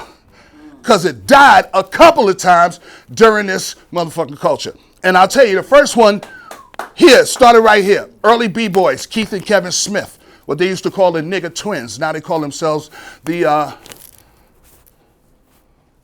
legendary twins, because they wanted to take the nigga out of the equation. Okay, they were some of the early proponents of this dance. And since Kool Herc is the early DJ, the first time you've seen breaking, pretty much, was here. All right. Now, Herc didn't invent breaking dance, and neither did the twins. Somebody out in Brooklyn was probably breakdancing at Grandmaster Flowers' party while he was playing Love Is the Message. It wasn't. But they was doing whatever they call their form of breakdancing is. There's a reason why this borough and this particular place is known as the birthplace of hip-hop. 40, 50, almost 50. Next year is 50 years of hip hop. Now, oh, hip hop started in Brooklyn. Oh, I seen B-boys back. Oh, we was in Queens. I never heard of Kool Herc. Know why? Because you was in Queens.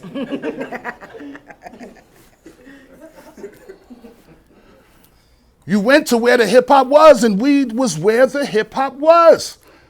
Admittedly, anybody and everybody got to admit that. So this is no fly-by-night thing, like all of a sudden we want to claim hip-hop, like everything. Is a reason, because it's fucking true. There's a reason why there's a sign outside this building that says Hip Hop Boulevard. There's no place in this world where there's a sign, a street sign, that says Hip Hop Boulevard. Okay? And lastly, like the B-boys, like I said, it almost died out because first generation of B-boys started getting a little older, me included. I'm like 15, 16, I'm growing into myself, get to 17, I'm tall. I mean, I was a little slimmer back then, but the thing, why breaking died, I'm gonna tell you why. What's your name, huh? Show. Show? Yes, sir. Hey, Show, what's up, how you doing? Blessed. Come on, you wanna dance? Sure. Come on, Show.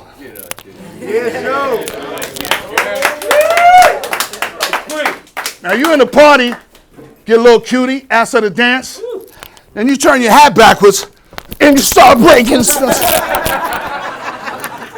She gonna be like, what the fuck? Thank you, Show. Thank you, Show. I just so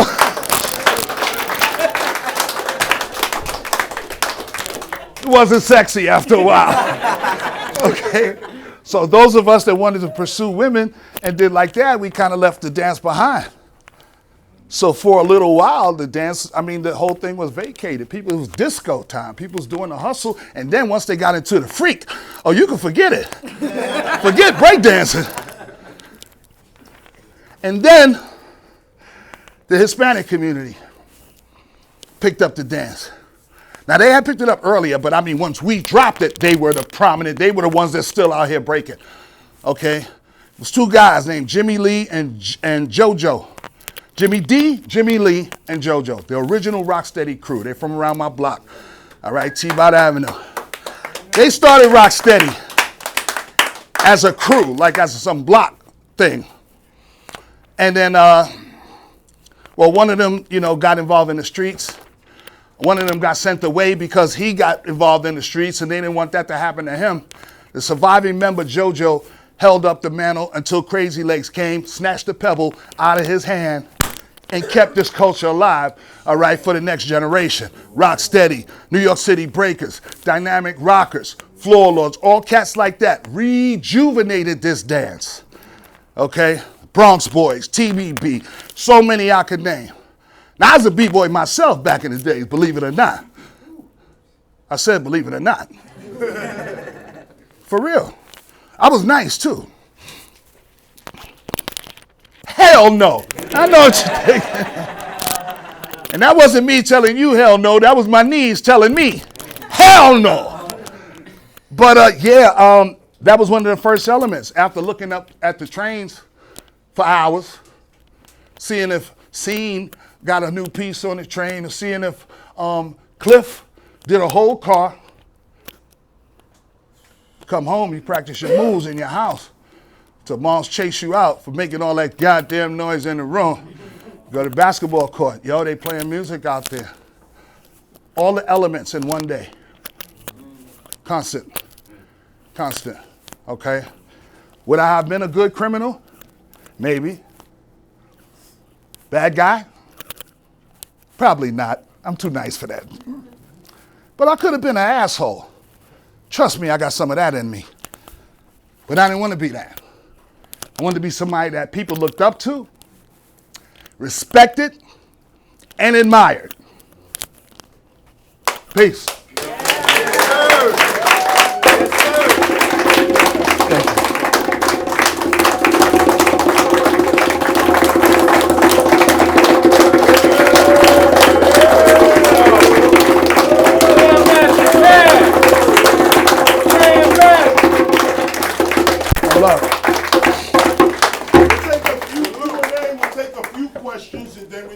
Over to 1520 and to Cedar Park.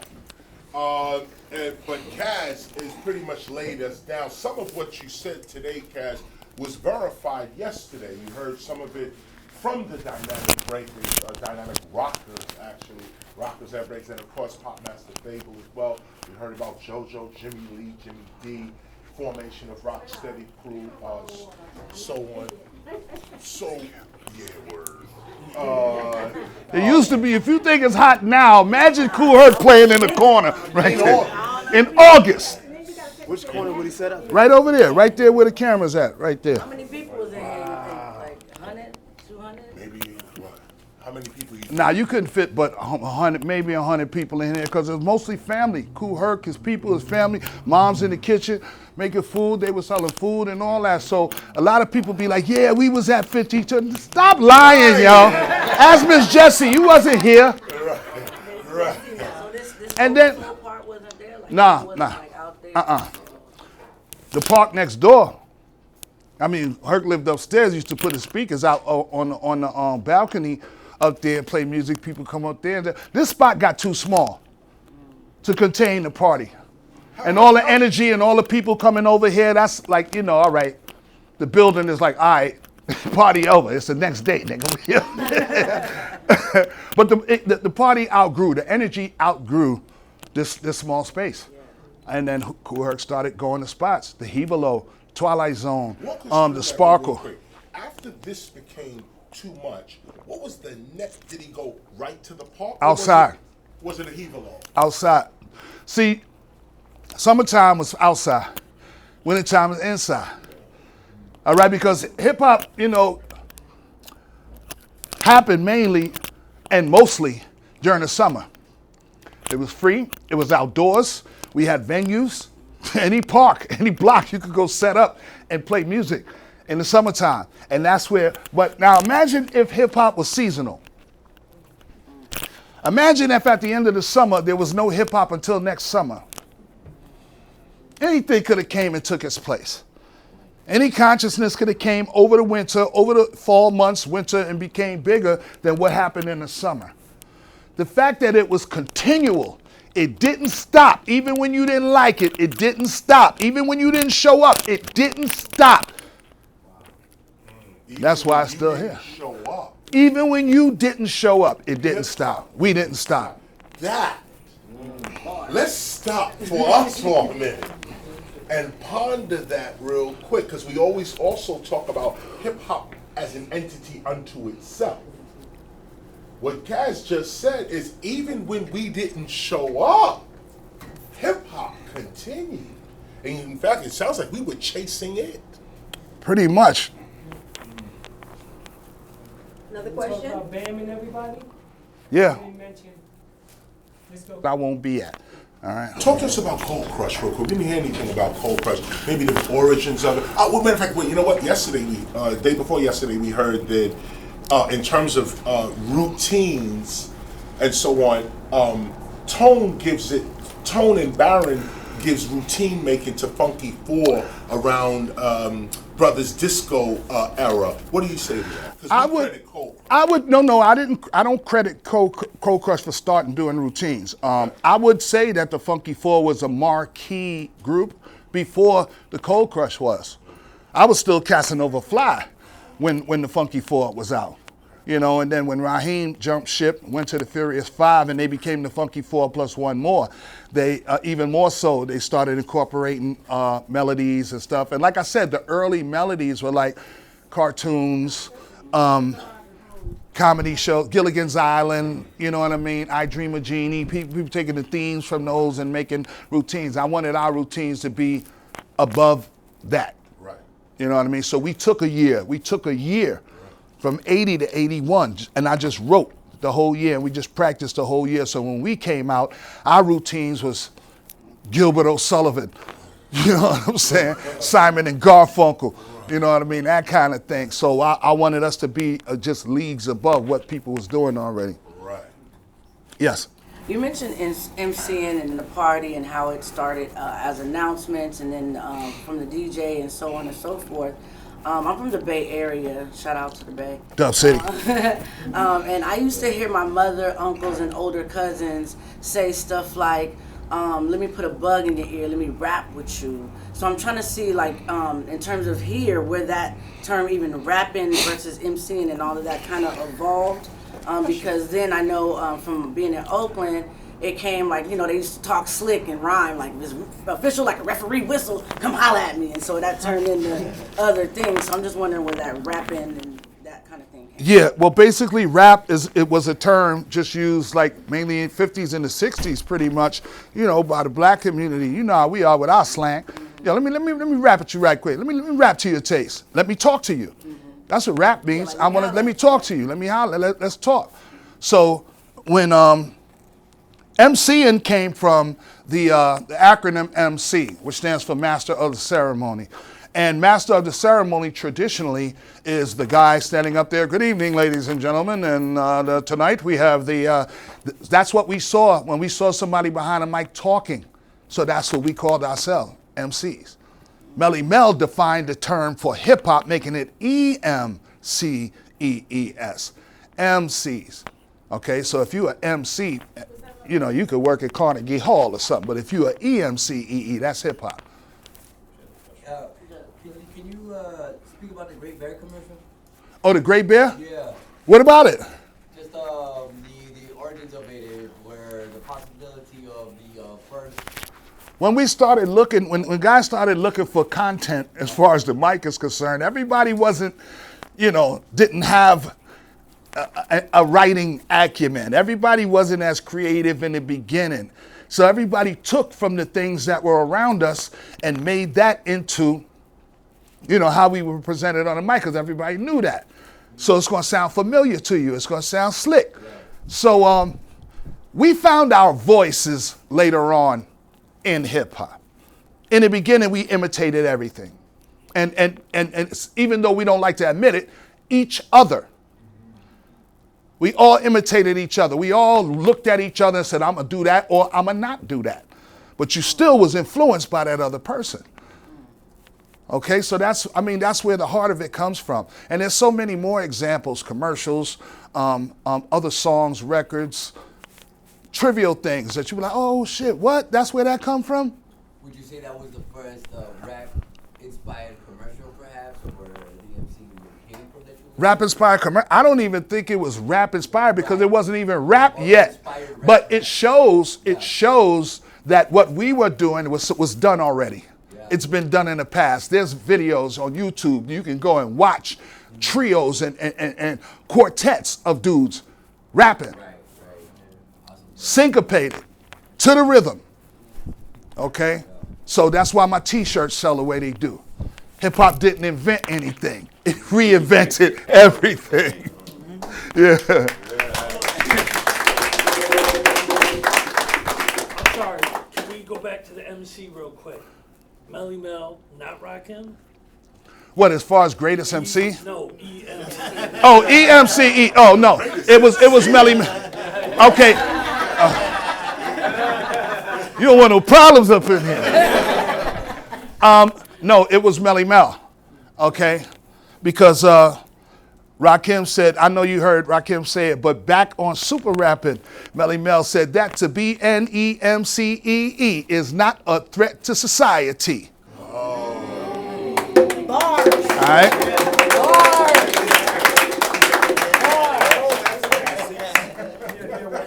How prevalent was an individual writer as opposed to someone, like you said, writing for everybody? Most people wrote. Yeah, most people wrote their own thing. It was an unwritten law in hip hop. Like, you don't write nobody rhymes, or you don't bite nobody rhymes, or you don't steal nobody rhymes. You know what I mean? What makes you an MC is that it's your shit, that you wrote it. Somehow that got lost. I know rappers are like, but somehow that got lost, what you say with Duke Booty and like. I'm going to tell you where it got lost. First of all, when I say I used to write for a lot of people, it's because I was in a group. I was the head of a group, and I was the writer in the group. So if I'm not going to wait for you, like, your writer's acumen ain't where mine is. Okay? I'll write something, all right, let's go. And then I got to wait 3 days to a week for you to come up with something or whatever. Or I'm going to, you know what? I got you. But here, you say that. You say that. You say that. Or if I come up with the theme of the thing, then I need to write the whole thing. I'm not going to write something that's supposed to go this way and you off left field saying some other shit. And usually that used to happen, something. I got you. Don't worry about it.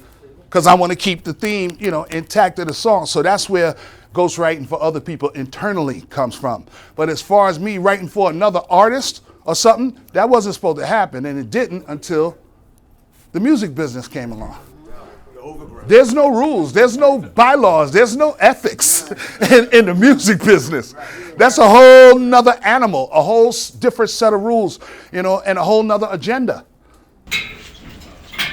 Peace, much love for those who may not know. I am Minister Sun One, in the Temple of Hip Hop.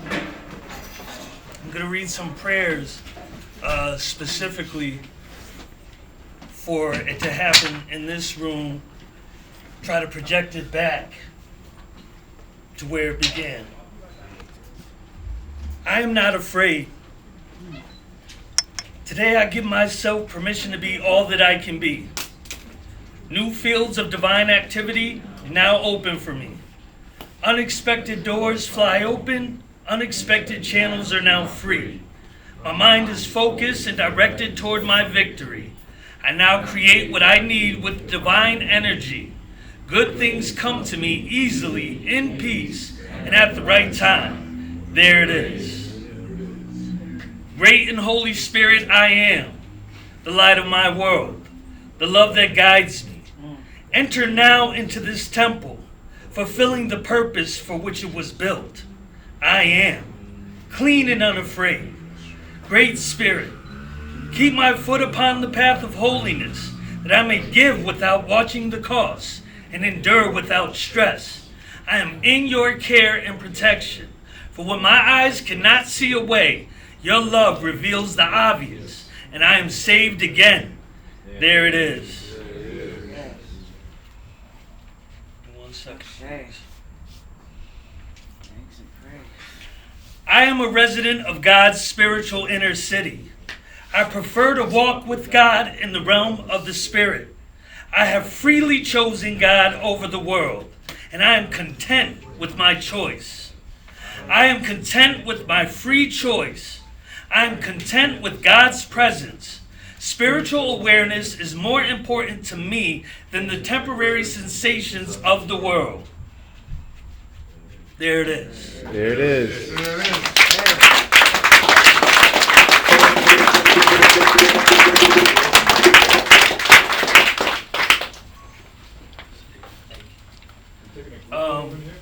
We have some special awards we'd like to give out real quick.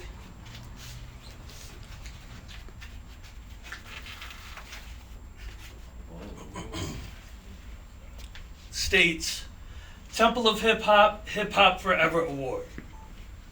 In honor of your lifelong dedication, immense contributions, family sacrifices, charitable acts, unwavering loyalty to the commitment, upliftment, and further development of preservation of hip-hop, its culture, and hip-hoppers. The divine partner who bore the burden of believing in, supporting, and aiding hip-hop's teacher. Hip-hop's first witness, helper, protector, faithful, and loyal, divine mother. God's divine medium and first chosen hip-hop acknowledges, translator of God's trusted hidden guidance.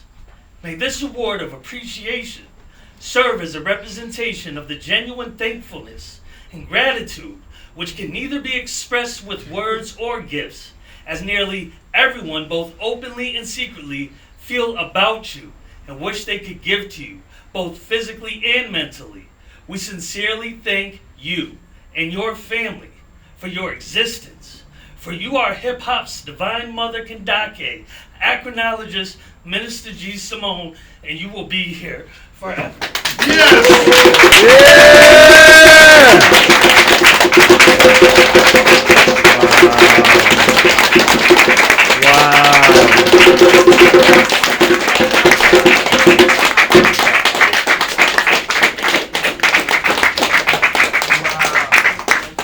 knew I wasn't going to be able to get through this. Temple of Hip Hop, Hip Hop Forever Award.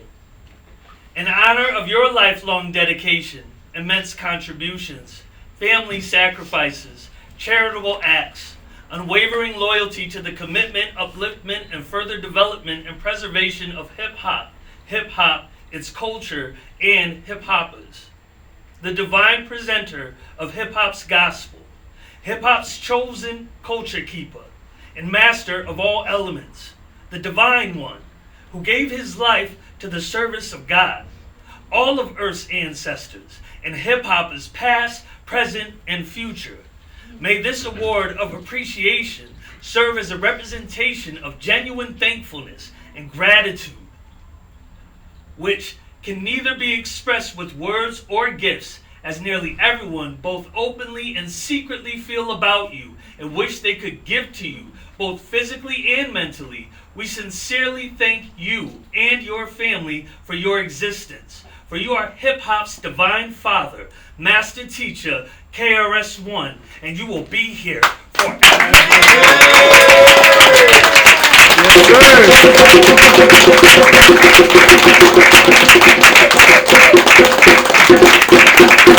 You know this is unexpected. Yes, sir.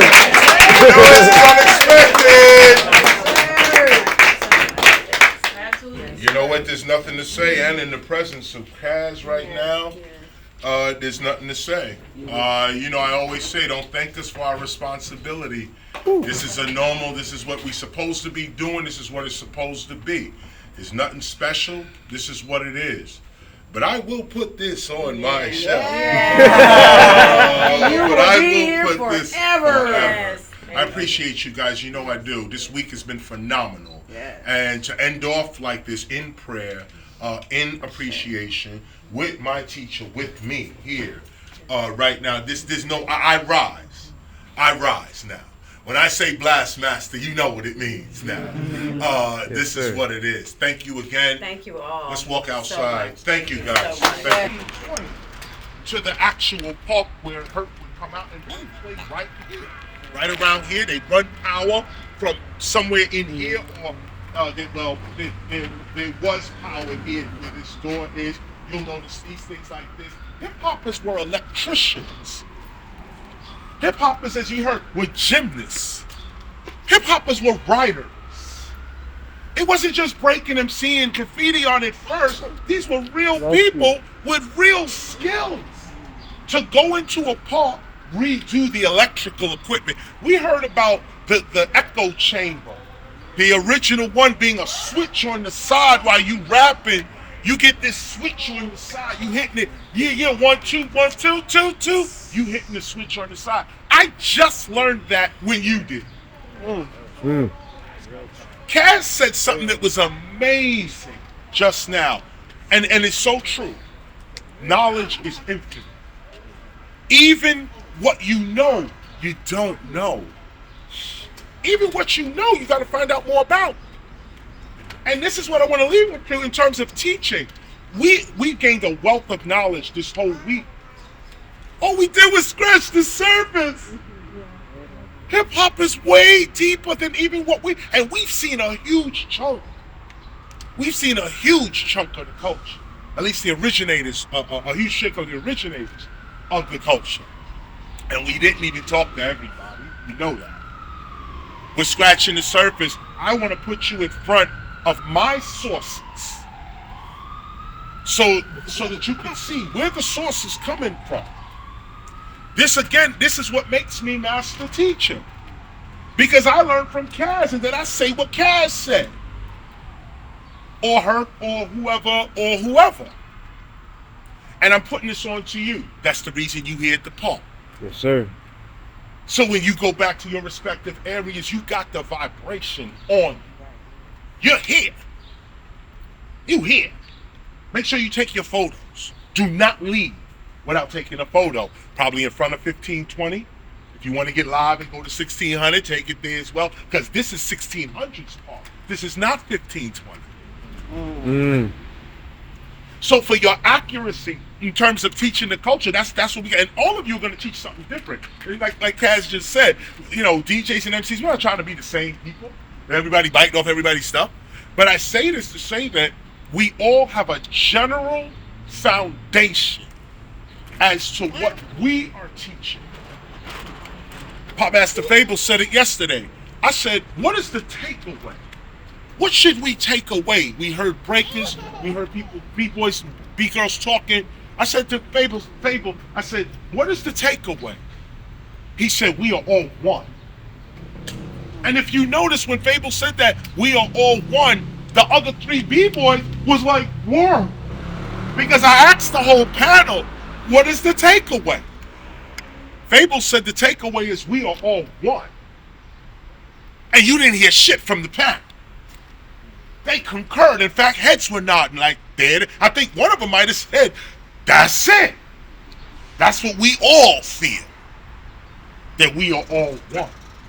That's the message. That's the message. Don't let nobody tell you that hip hop is just a black thing. You heard what it was. You saw what it was. And as Kaz was explaining, nobody knew what anything was. So to just label it one race of people is inaccurate. You have a neighborhood you're dealing with when you're talking culture. It's a whole neighborhood. Everybody's putting in, everybody's getting down, everybody's doing something, and then somebody comes along and tries to codify this. Well, this is breaking, this is MCing, this is graffiti. But you could be a graph writer and a B-boy, B-girl. You could be a DJ and an MC and a graph writer. So just know that when you're teaching the culture, you're teaching culture, not music. You're teaching culture, not just the music. So we're here at 1520. Before we go, we've got to hear, Fable, I got to hear from you at 1520. I'm going to keep it 100. I got it. Kaz, that's my older brother. I'm from Spanish Harlem, y'all. You feel me? So I used to make my way to the BX, but I didn't start hanging in this part until I started hanging with my brother Antonio Glass, who lived in that building right there, River Park Towers. River Park Towers. Right? Mm-hmm. So I met him in high school. And RTP, that got history right there. Roberto Clemente State Park, Kaz could tell you. All of this right here. So I was a latecomer to this part of the Bronx, but you know, when I was a kid, I was in the South Bronx, like Brook Avenue, St. Mary's. You know, we had family all in the Bronx and what have you. And so I experienced hip hop there first, with a group called the Wicked Wizards. So this guy called Fly T was a DJ for the Wicked Wizards. And in the Wicked Wizards, you had Phase 2, the legendary aerosol artist, God bless the dead. You had Raymond R. the Superstar, and you had Cool Pat. And they were out of Betances Projects. That's the first time I've had put hands on 1200s, you know, and they taught me how to cut I Can't Stop, you know, and I did pretty good, a 12-year-old skinny kid, not knowing nothing. And I fell thoroughly in love with the culture. I was already, you know, tagging and stuff, because, you know, the citywide hip-hop was happening, right? So that's my history with that. But I have, you know, we dabble, right? So it's not, you know, my thing is popping, right? I still get down. I'll battle. I don't care, right? I'll go in, right? And I'm an aerosol. I used to bomb the trains, so I do art, right? And then I started messing with the DJ thing. But one thing a lot of people don't know is I rhymed for a hot minute. What? Wow. I rhymed for a hot minute. What? Mr. Wiggles and I started a crew called Taino Tactics. Wow. Taino Tactics in early 90s. And Ken Swift was with us too. And Wiggles' nephew, MC Phrase. And we actually did a little mini tour as Taino Tactics. And our beats were rugged, like dudes were slam dancing. So if you don't mind, I'm gonna kick 2 rhymes. If I can even remember them. All right, one of them is about Spanish Harlem, right? Right, it's called Spanish Harlem, right? Man, I hope I don't butcher it. So, home sweet home, some might call it the Terror Dome, but nevertheless, this is where I roam. Streets flowing with teardrops, glowing with laughter. Kids bounce to the hip hop sounds getting faster. Fun in the Sunland, there's no place like this. Even 1,000 miles away, every day I reminisce. Thoughts of my barrio, alive and vivid. Days of my childhood, how we fought to live it. Walking straight and correct so I can get respect. Raised in the projects, exercising my dialects. Tells from a Boricua, stories on the front stoop. Hands rest on his cane as he gives us a scoop. On the struggles of a tribe, migrated from the island. Born to survive with the strength of a lion. From leaves to branches, down to the root. Knee deep in my culture, never taking no substitute for my domain, cause it's all the same. I wouldn't have it another way, so in the ghetto I remain. While house jams had them dancing in the hallways. Vibrations from the rhythms heard way back in the day. So bass was in your face and highs in your eyes. Last record phased in just after sunrise. For those who think this place is just a slum, you don't know a thing about Spanish Harlem. I can't believe I remembered that. And so here's my battle one. Because we were doing battle joints too, right? I think this was from a song we did called Stompin' When I Step, right? It goes, let me see, I hope I don't butcher it. Stop posting, hot posting, because your record has been broken. I'm toking a lyrical spliff, scoping to get open, coping, contriving, trying to stay alive, and like my brother KRS, you know I'm just driving. Like Rocksteady, don't call me boy without the beat before I break and take your head off with my elbow or my knee. Cap, I don't rap, I am C like Spoonie G, serving up more suckers than a week at Mickey D's. Freebie government cheese, or a hoe receives disease. For those who don't know, that's the way of Beasley Bees. I flip while you trip, making hits with my clip as I run through the script. Click, click, gotta dip. To reload, I'm too bold for my soul to be sold. Like a cold old gold on the shelf, hell no. I'll hack up and sack up all the suckers who don't back up. The next you try to step up will catch wreck up from the neck up. The vibes that I send, they just can't comprehend. How I mac like a 10 with a tropical blend, singing Zungu Zungu Zungu Zang. Come again like yen. Yeah, I'm stronger than the dollar. When it comes to king of the rhymes, I become the lyrical scholar. Fable is my label, come to kill them with it. Like Tony Montana, I take you fucking bullets.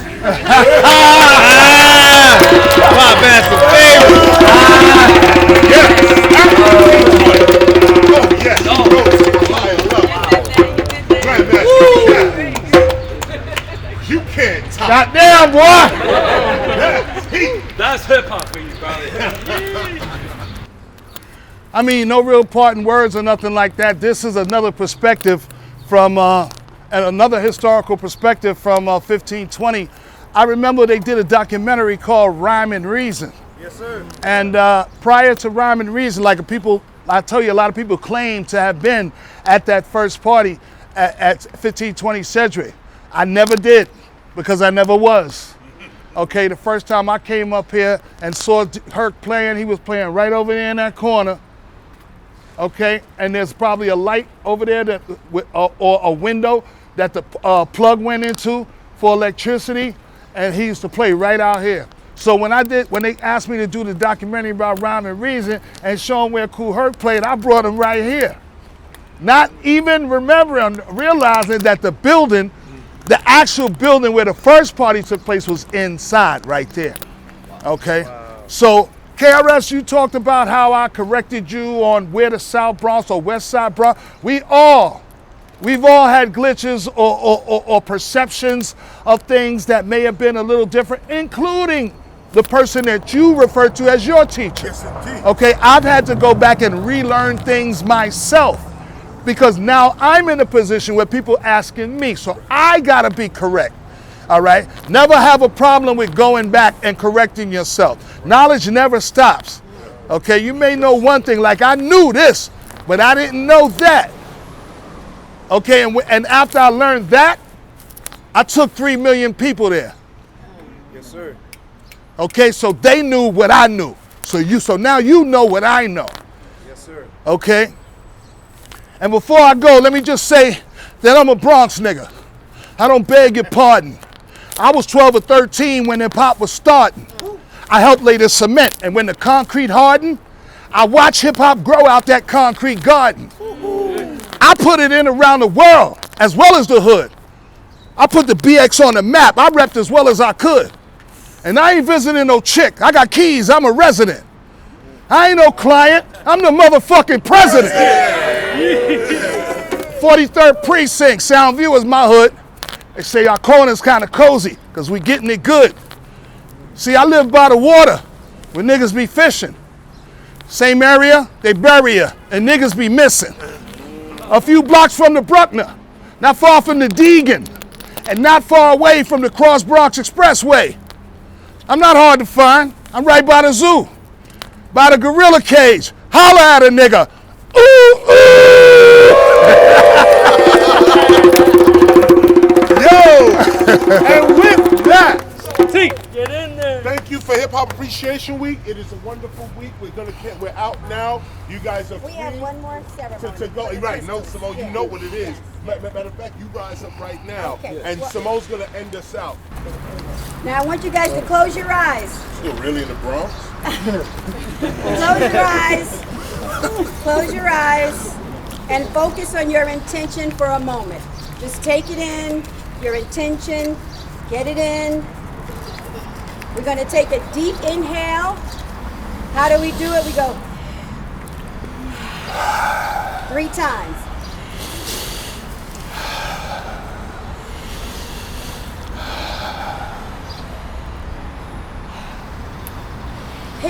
Here I pray that today as we stand on this holy ground, we receive the energy of hip-hop, the spirit of hip-hop, and the power of hip-hop. We have traveled here from many places to celebrate this 2022 Hip-Hop Appreciation Week. As we prepare to return to our homes and families, may we travel in love and light. Until next time, remember, we are holy, integrated people having omnipresent power. We are hip-hop, hear our prayer, and hip-hop never will leave you. It is always with you forever and ever and ever and ever. We will be here forever. Hip hop forever. Hip hop forever. Hip hop forever. Hip hop forever.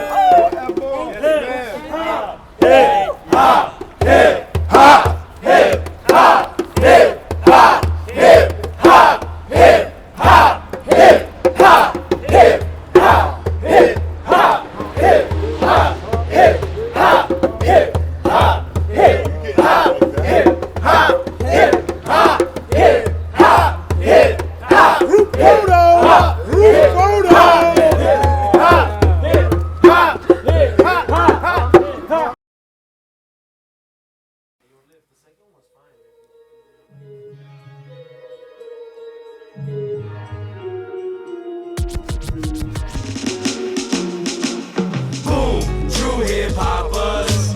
Catch us on the mic, you can hear it in the flow. Boom, true hip hoppers. Every day and night, yo, we coming from the soul. Boom, true hip hoppers. Boom, bap and rap, be ready for the blow.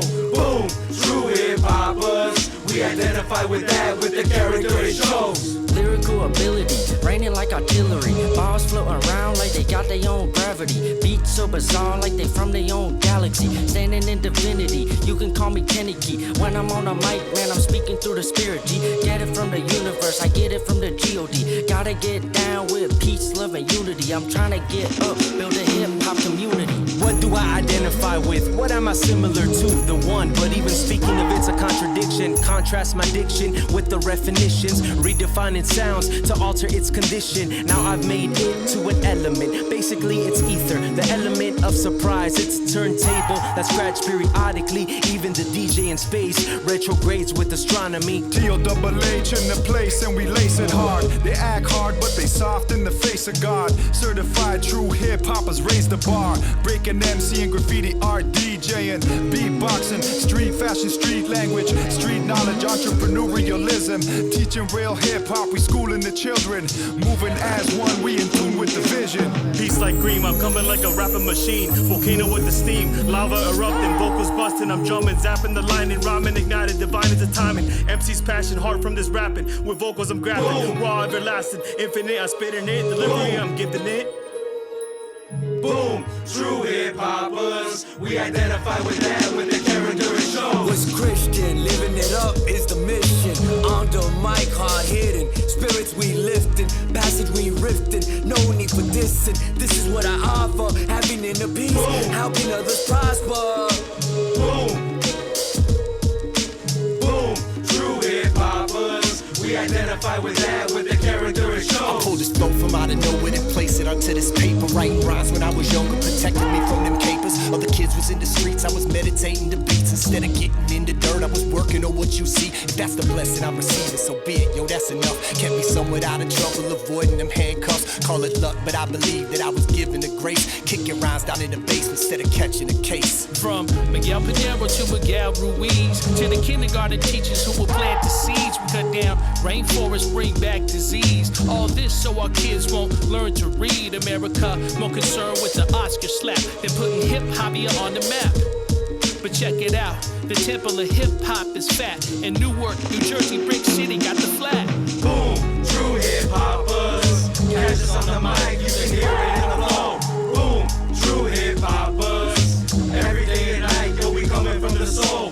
Boom, true hip-hoppers. Boom, bap and rap, be ready for the blow. Boom, true hip-hoppers. We identify with that, with the character it shows.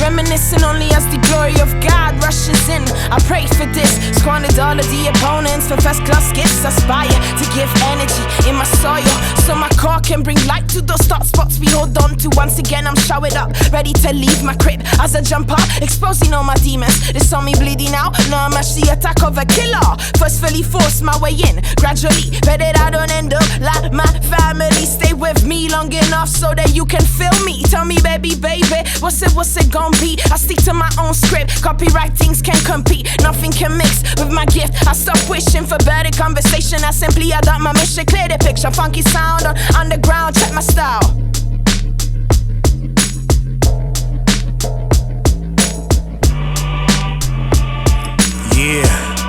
Yeah, welcome to the temple. Preserving the hip-hopper is essential. Birthing them the scholars from potential. Polishing their mental. Bring the knowledge taught by the original. Teacher of the culture, official. Hip-hop guide for the mind is what we give you. H-Law into the 9 elementals. Wisdom within, rhymes and instrumentals. Divine overstanding, now we assemble.